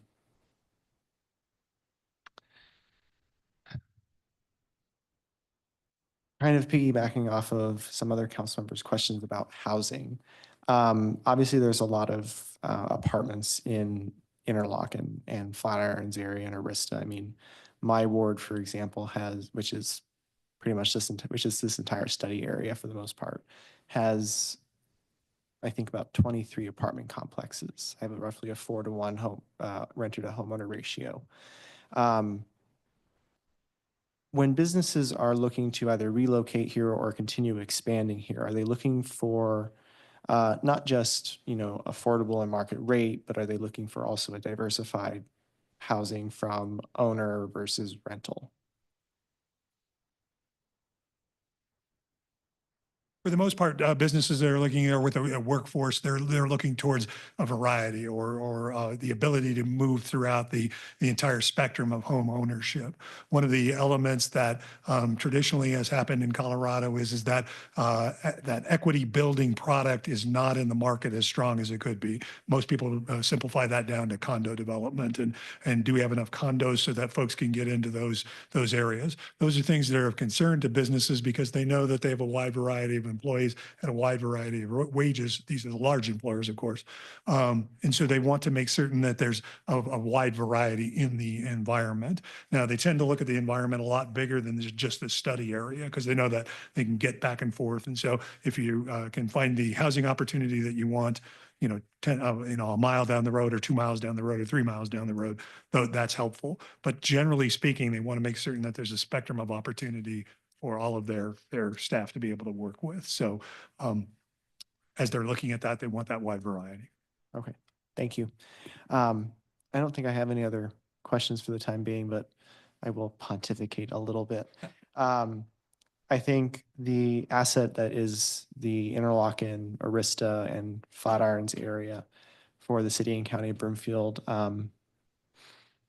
we have a great opportunity, if it's done appropriately, to make this a very successful area that I've decided to in my mind, I've renamed it the Broomfield Urban Corridor. That's what I decided to rename it today, actually. No, not just, it was while I was working out, actually. And I think this is going to take us having some hard conversations, not only on this council, but also with this council and staff about what goes in here and rethinking the model we've been using for the past 40 years. I think you mentioned adding in extra chapters. I would also go in and rewrite some chapters when it comes to what we develop, how we develop, and being able to really have those hard conversations about housing and how it interacts with our businesses, knowing that currently, at least in the city and county of Broomfield particularly, housing does not, quote unquote, earn us enough money to offset the costs that we incur for the high level of services we provide to our residents. So I think that conversation is going to be fun, let's just say that. But with that, thank you very much for this study. I look forward to continuing this conversation and how new iterations of this study build upon each other and show the work in progress we've made. Thank you. Thank you. Mayor Pro Tem Shaft. Thank you, Mayor. So it just so happens that, I speak after Councilmember Ward and, it reckons me that, he represents the younger generation of our workforce. And, I think that this area and this workforce is really the future of both the city and county of Broomfield, but it's the future of our workforce in our communities. And we have to cater to that workforce, that younger generation workforce, in order to, really address the needs of this Interlochen area. So, I'm happy to speak after Councilmember Ward, but, I take a lot of what he says as power to what the direction that we need to go in terms of, ensuring that we have greater transit in this area, renaming some of these streets, not Interlochen something, so that, they're easy to navigate, utilizing those open space and the trails around there. So I think that there's a lot of things that we can put in place there to really attract that younger workforce, which kind of leads me to my first question. So this, of course, you laid it out perfectly clear that we aren't the only ones going through this. You brought some, anecdotes from Chicago and Denver, and yet those are not the markets that Broomfield would necessarily compare ourselves to. So do we have case studies of communities, suburban, office parks that are into this far enough that we can use those as case studies of what are some things that we can do that are going to be positives, and then those things that we can do that or we shouldn't do that are going to be negatives? So I think the good news is that from a redevelopment strategy standpoint, I think there's a set of well-worn paths that lay out how cities can attack areas of town that are dealing with being a little bit older, dealing with some disinvestment issues. Like there are a number of well-worn paths. I think what we're learning from a lot of these sort of suburban, again, in some cases, edge city locations, is that a number of them are all simultaneously waking up to the reality of too many 1980s office buildings falling apart at roughly the same time. So we're doing work in Naperville right now, which is a western suburb of Chicago. Exact same framework along I-88. Similar R&D framework, proximity to national labs, but they just have a lot of office buildings of a certain vintage that are struggling right now. So when we've looked across the country, we're seeing a number of these very similar locations playing out. And that's where what we're trying to do with our strategies is acknowledge that if you leave the market to its own devices, certain things like multifamily will be fairly obvious. Like that's what the market is looking for. But what we're trying to do is to ensure that the site can be fully aligned with the city's economic development goals. So if we think about, again, the tagline for Interlochen is advanced technology. So how do we ensure that we're preparing Interlochen for the next 20 years?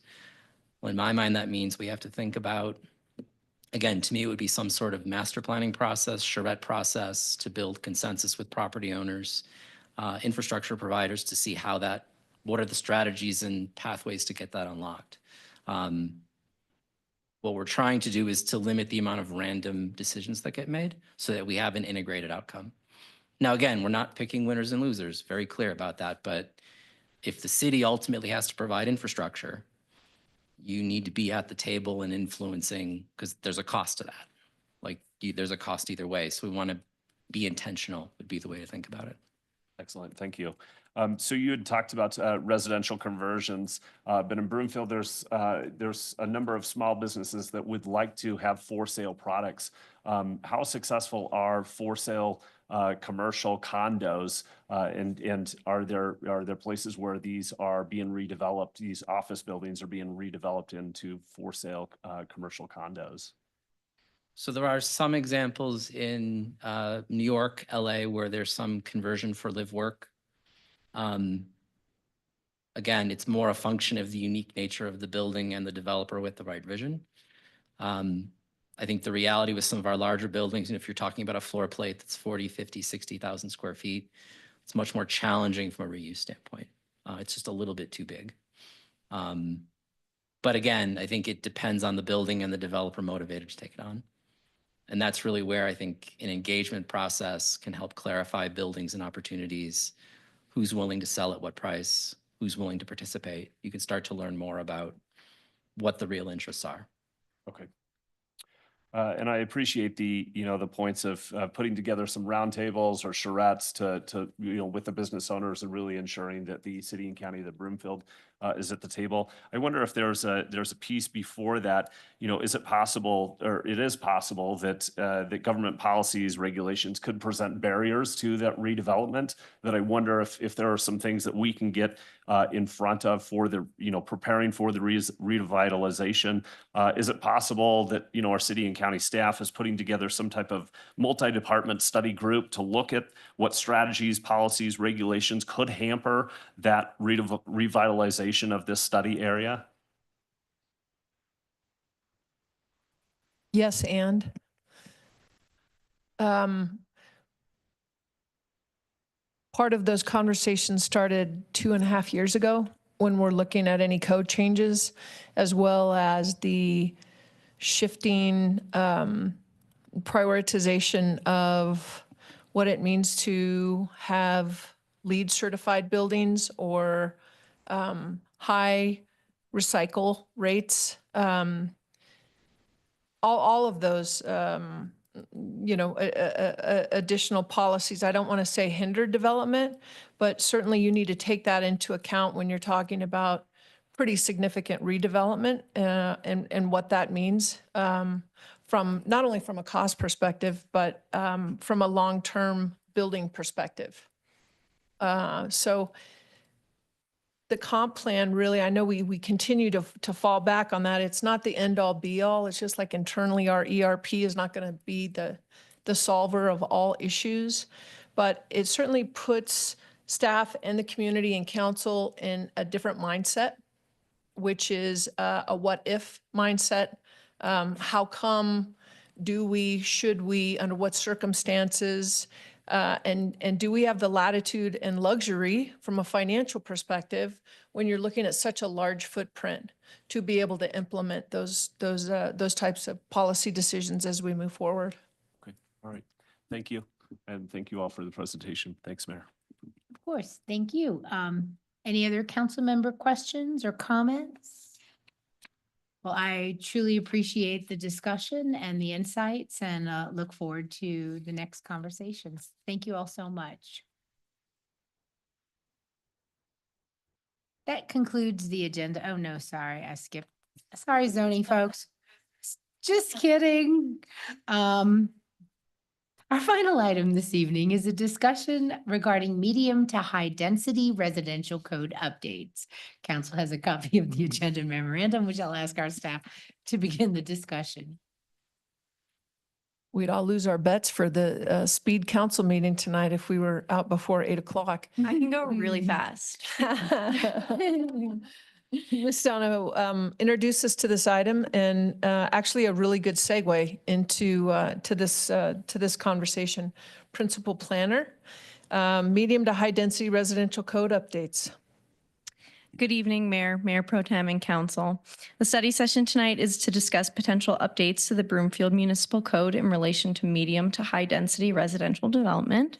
Can we get the next page, please? So in January 2025, a study session was held outlining some options for revising the residential development regulations within the Broomfield Municipal Code. During this study session, Council indicated support of modernizing Broomfield's residential zoning regulations to promote housing diversity through a more streamlined review process.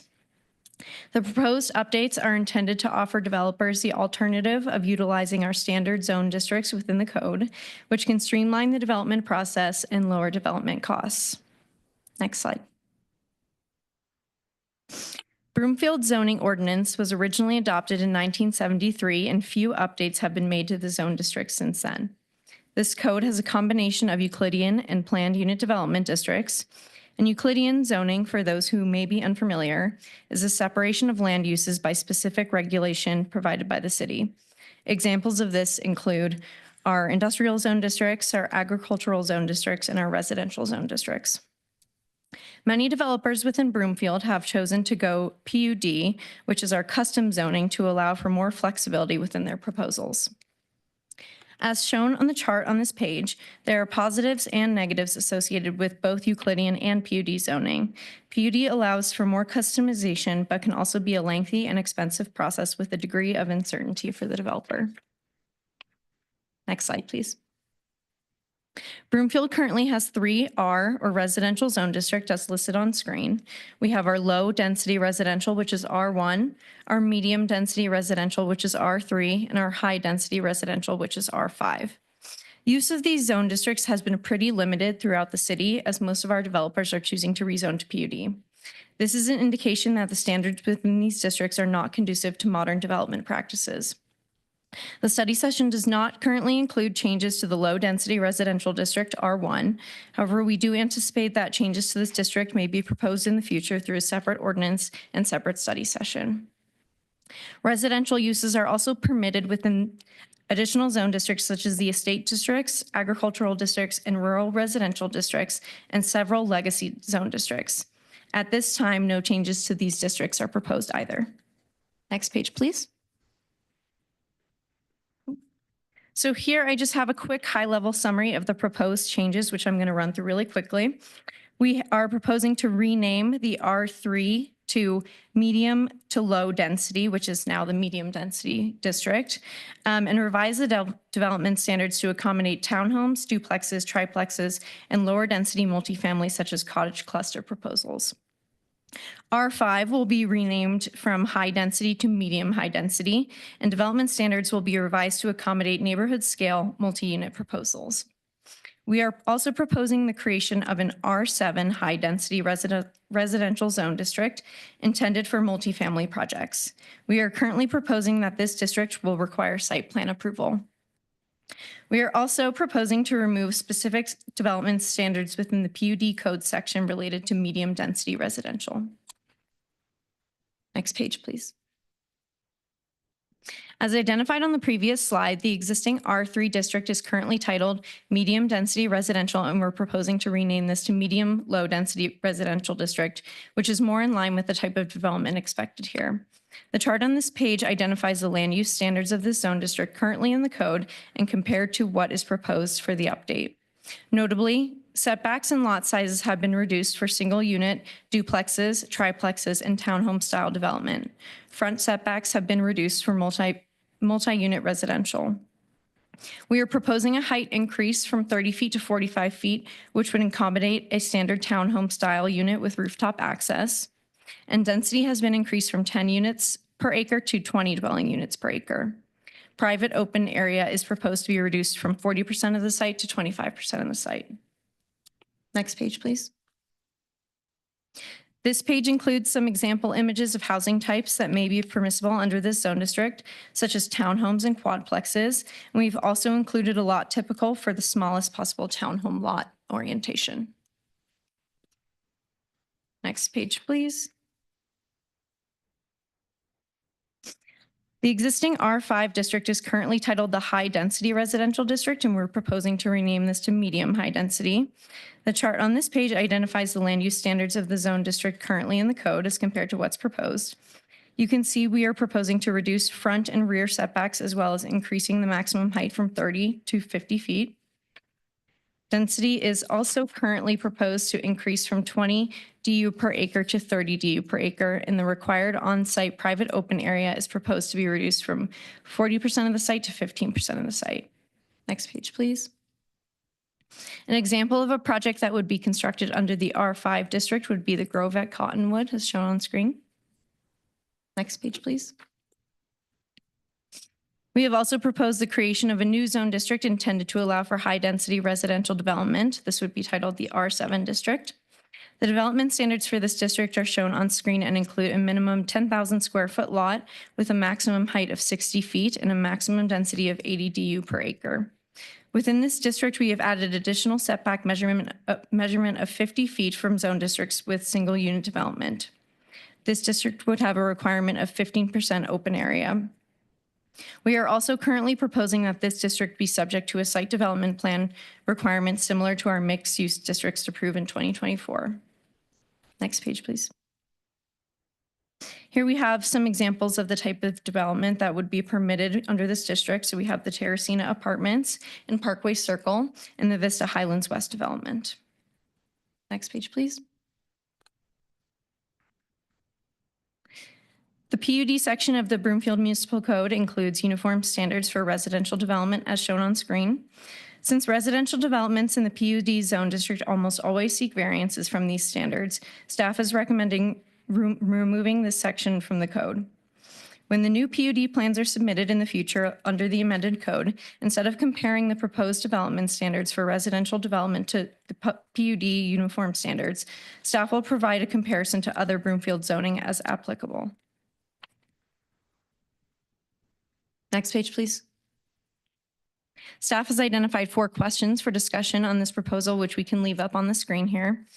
Our first question is, would council like staff to begin community engagement and bring back an ordinance for consideration regarding the updates to the land use regulations, including density, height, permitted uses, setbacks, and lot width within the R3 and R5 district? Would council like staff to begin community engagement and bring back an ordinance for consideration regarding the creation of a new R7 high-density residential zone district?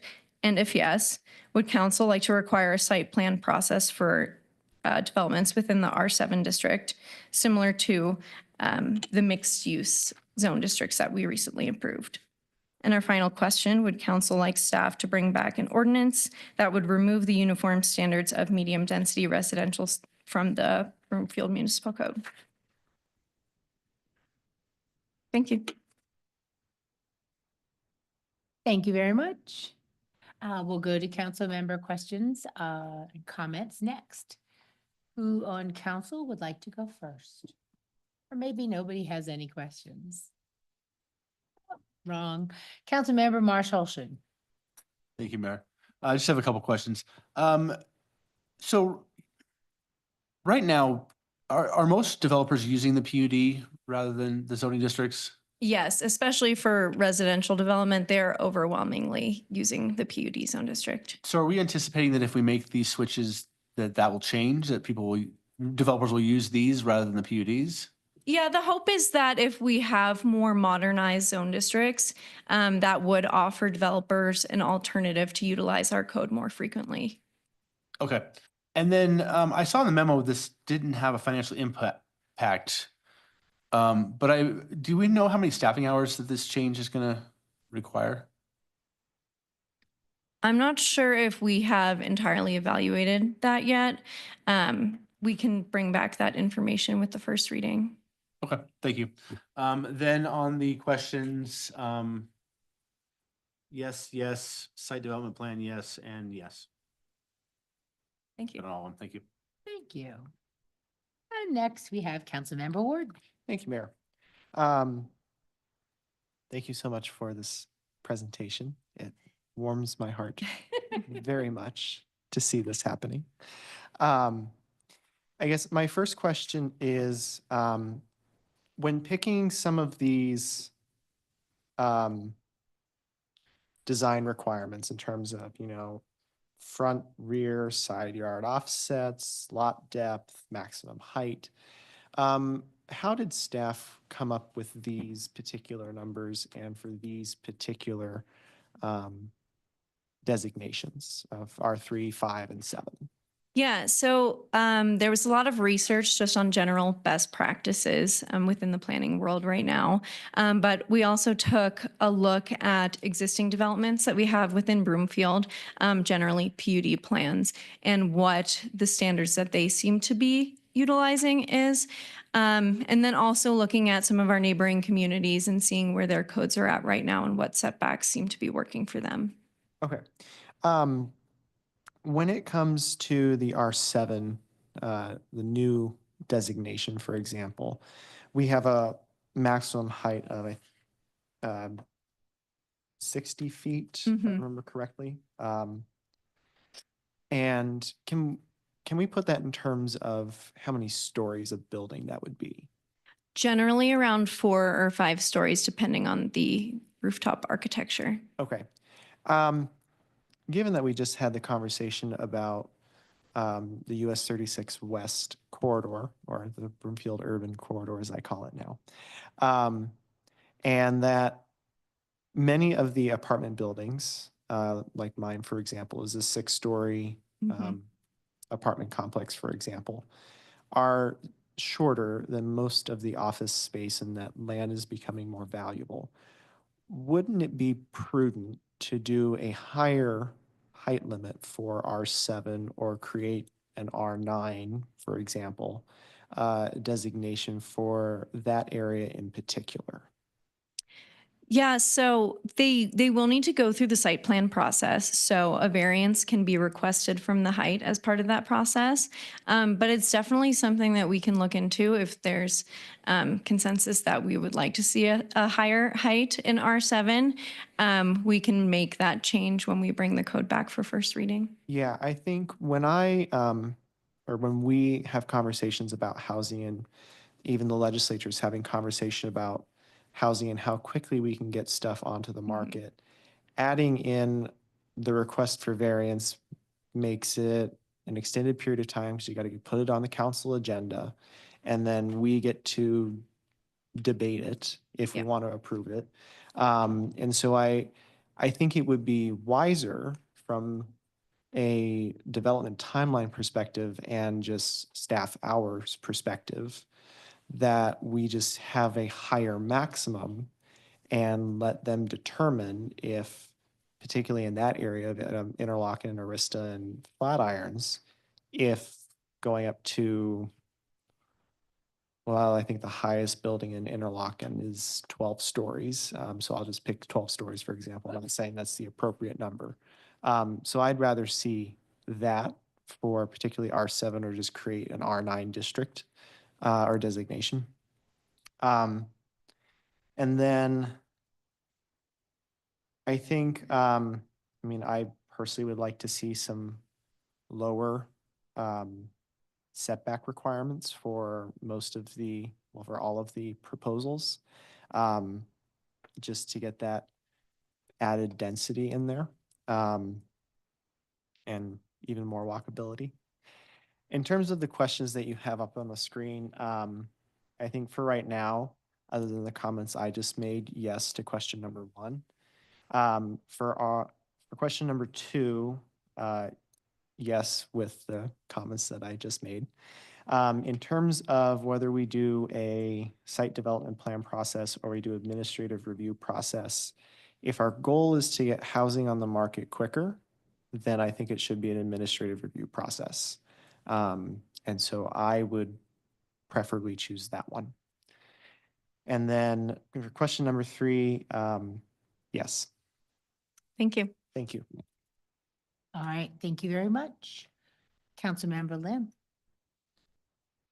Yes, I had a question about when we get rid of the uniforms, if we all decide to get rid of the uniform standards that is in the PUD section of Broomfield Municipal Code. Okay, so you named a variety of existing areas of the city that used those uniform standards. So what's the historical capture of those uniform standards?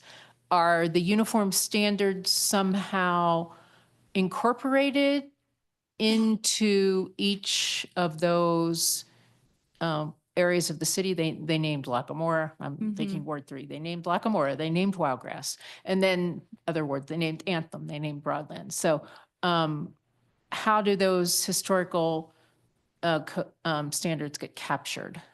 So when we do a PUD plan for a residential development, right now we have to refer back to the standards outlined in the PUD section of the code. So that would be that table that I had pulled up there. We will identify any variances that are required from that PUD section of the code.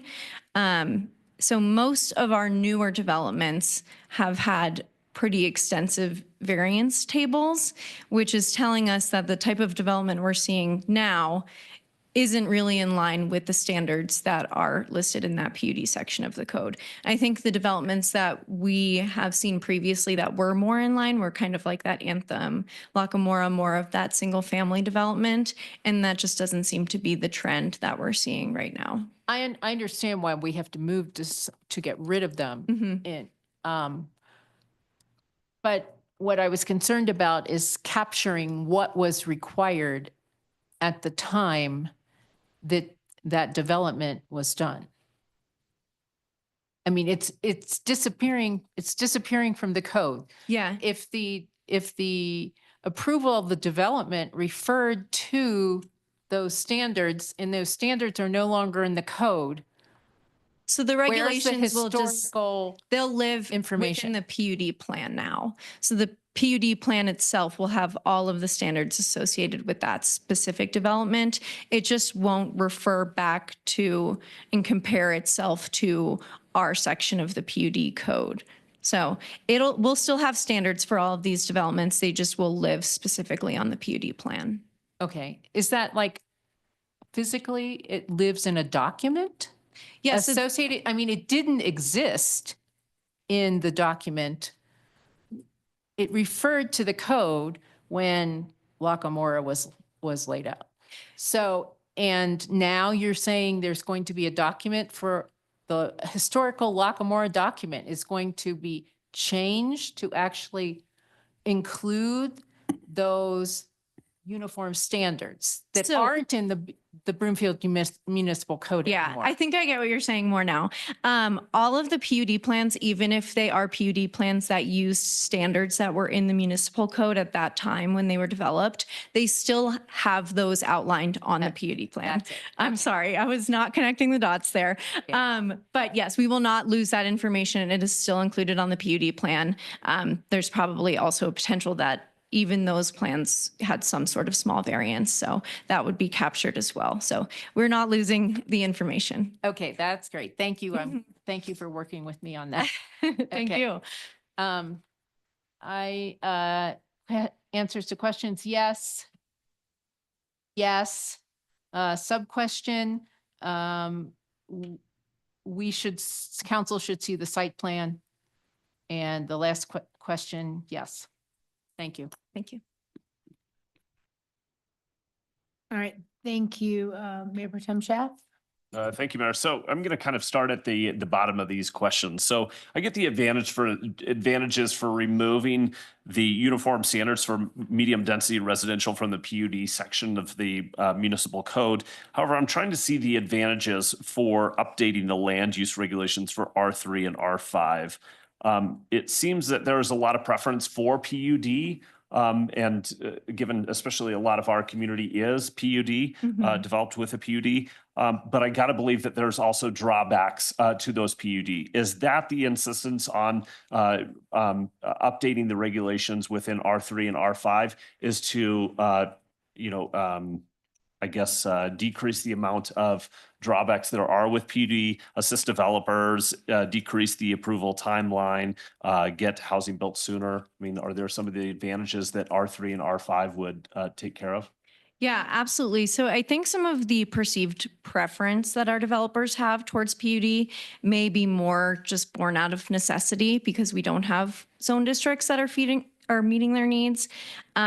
So if we do have zone districts that are more modernized and allow them to use that instead, it clearly communicates to them what our expectations are of a project.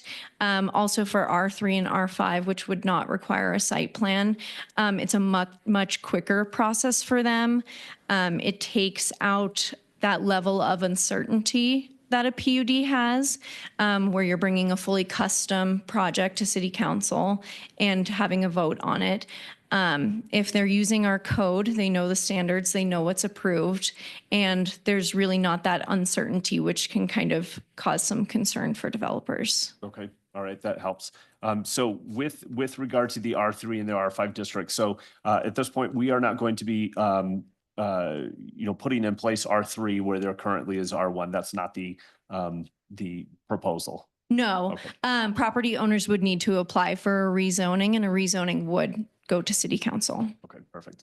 And then with regard to the, I guess, question number 2, sub question regarding the site plan process for developments versus the administrative review process, what would be the difference between those two processes in terms of timeline and, to Councilmember Ward's point, getting housing built sooner? Yeah, so if it was an administrative review process, the applicant would come in, we would have a pre-application meeting with them, and they would just be able to submit their building permits. So that really cuts out the whole planning entitlement SDP process, which is about 7 or so months. So it is a big time save in that regard, yes. Okay, and so this would just be an R7 high density residential zone districts, though. This wouldn't be, and this would be new development as opposed to existing development. Is that correct? That we're proposing the site plan for, yes. All right. I can go either way on that one. Okay. So I think to answer the questions a little bit more clear, number 1 is yes. Number 2 is yes. Subsection, I could go either, sub-question, I could go either way. And then the third question, yes. Thank you. Thank you. All right, thank you. Next, Councilmember Delgadillo. Thank you, Mayor, and thank you for this presentation.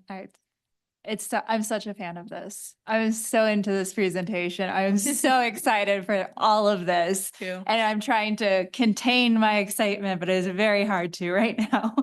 So, I mean, it sounds like this is going to take a bit of staff time up front, but it's going to really streamline things going forward and make things easy for us. So that's great to hear.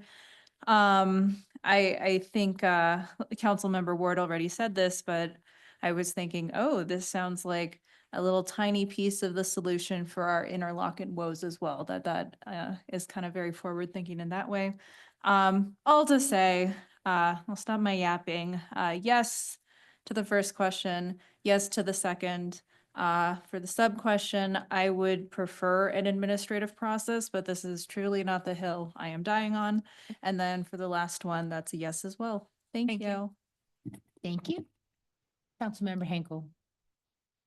Thank you, Mayor. Thank you for the presentation. And it does sound like a lot of staff time up front, but I do think, it'll help streamline a lot of things for zoning. I will say, I know we're trying to streamline a lot of different things, but yes on number 1, number 2, yes, sub question. I'm like Council Member Jean Lim, where I would like to see a site plan. And then the last one is yes, we need to still have as much public input as possible. Thank you. Thank you very much. Councilmember Anderson. Thank you. And I would say yes to number 1. On number 2, I was kind of intrigued by what Councilmember Ward said about the R9 district, because if we're at the R7 district and we're already going to be asking for variances to get to those greater building heights, if there is, I would appreciate it. Also, if staff looked at that to see if there is some reason for actually creating that extra district. If that's the type of development we're going to see, so we're not seeing a ton of variances from the R7 to get to that point.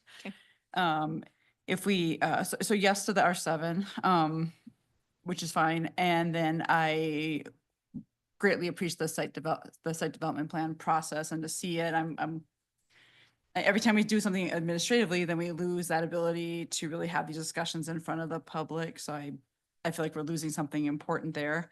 The last question is, yes, that's fine. And I guess that's it. Oh, the other thing I want to add is, I know Councilmember Ward also mentioned the possibility of reducing setbacks, but all of a sudden we get to this point where then we have nothing. I don't want to reduce too many requirements. So if that's the standards that others are using, and a place where our staff feels comfortable in what's really necessary, so we don't get, the buildings don't get too close together. I appreciate those numbers, but I like his R9 idea. And that's it. Thank you. Thank you. Thank you. Councilmember Nguyen. Thank you, Mayor. For my instruction for staff, I am a yes for number 1, a yes for number 2, and on the sub point for number 2, if site plan process for developments or then followed by administrative review process. I mean, whatever works best for, efficiency, I guess. So yes for either or, and yes for number 3 as well. So that's my instruction. Thank you. Thank you. Thank you. Councilmember Ward, you didn't speak yet? I did. I had a Okay, I'm going to question. go first. That's fine. Thank you. I have some questions. So this R7 zone district would have to be created. Correct. So that's a rezoning wherever it's going to be. Yeah, so there wouldn't be any parcels right off the bat that are zoned R7. It would always require rezoning.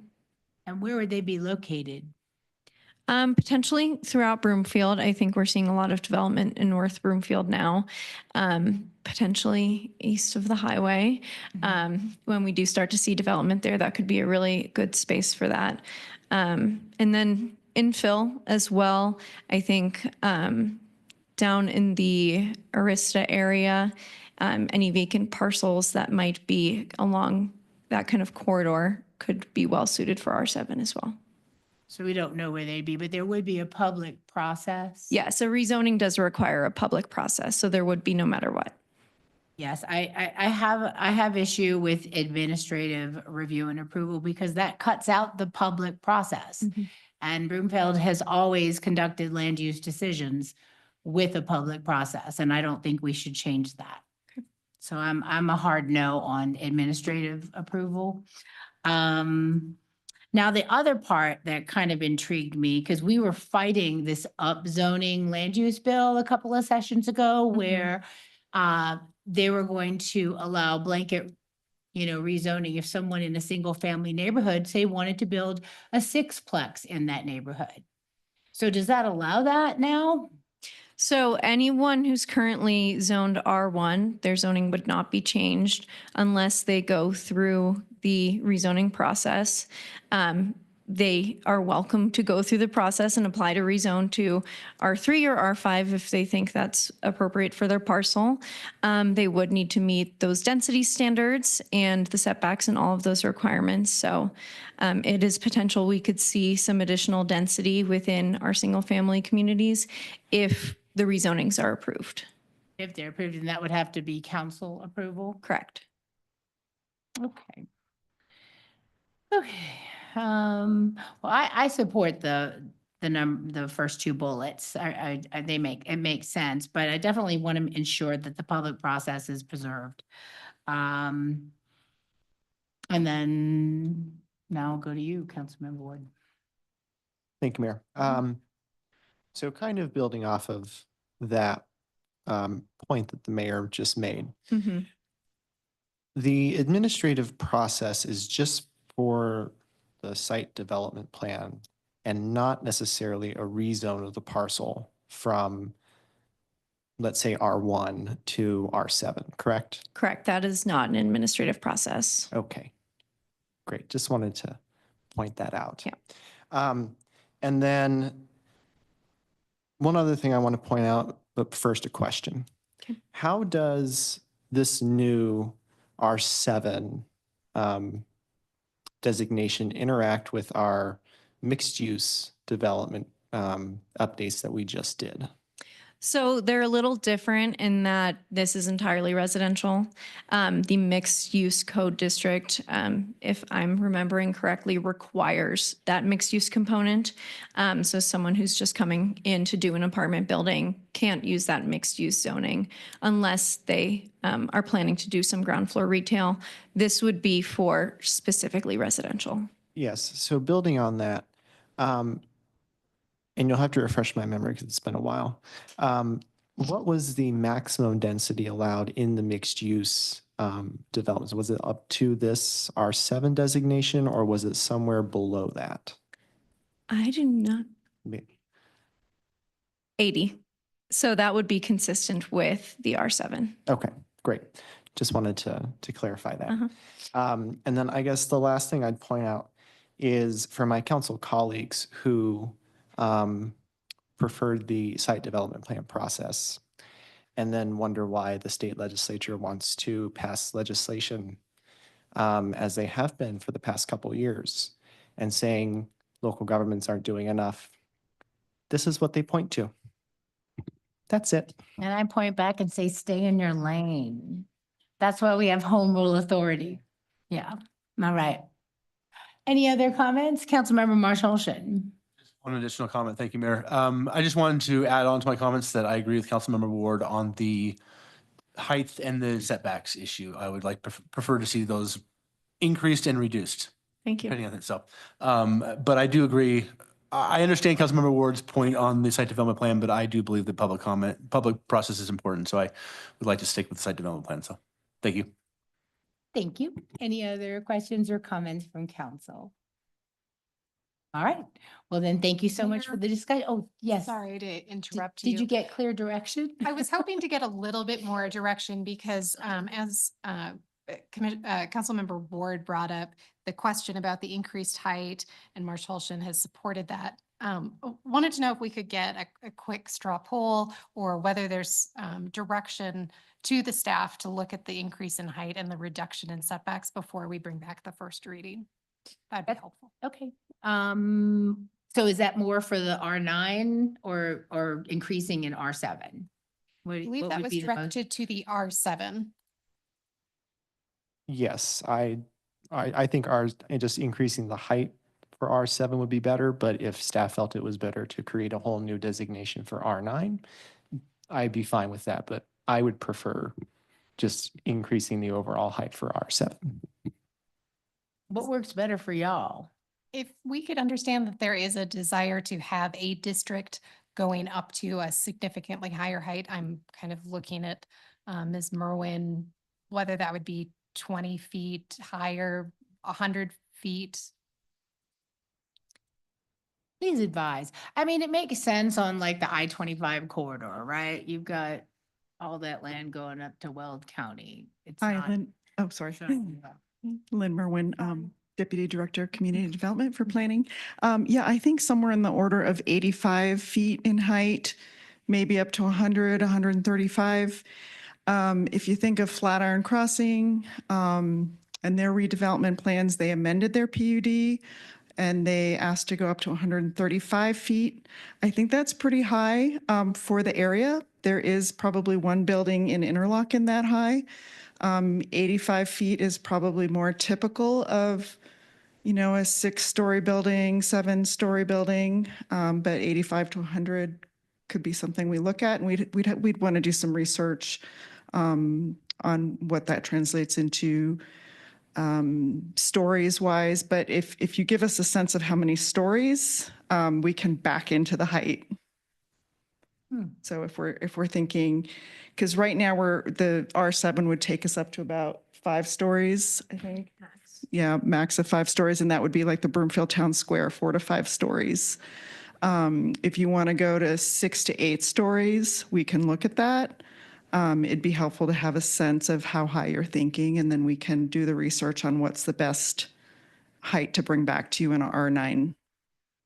So Mayor, if we could have a, excuse me, just a show of hands if there's support for directing staff to look at that 8 to 10 story. What about range. infinity zoning like Littleton did? There's no limit on the height, but you If know that was what? the direction. It's unbuildable after a certain height. It's too expensive. People aren't going to build that high. The costs really go up.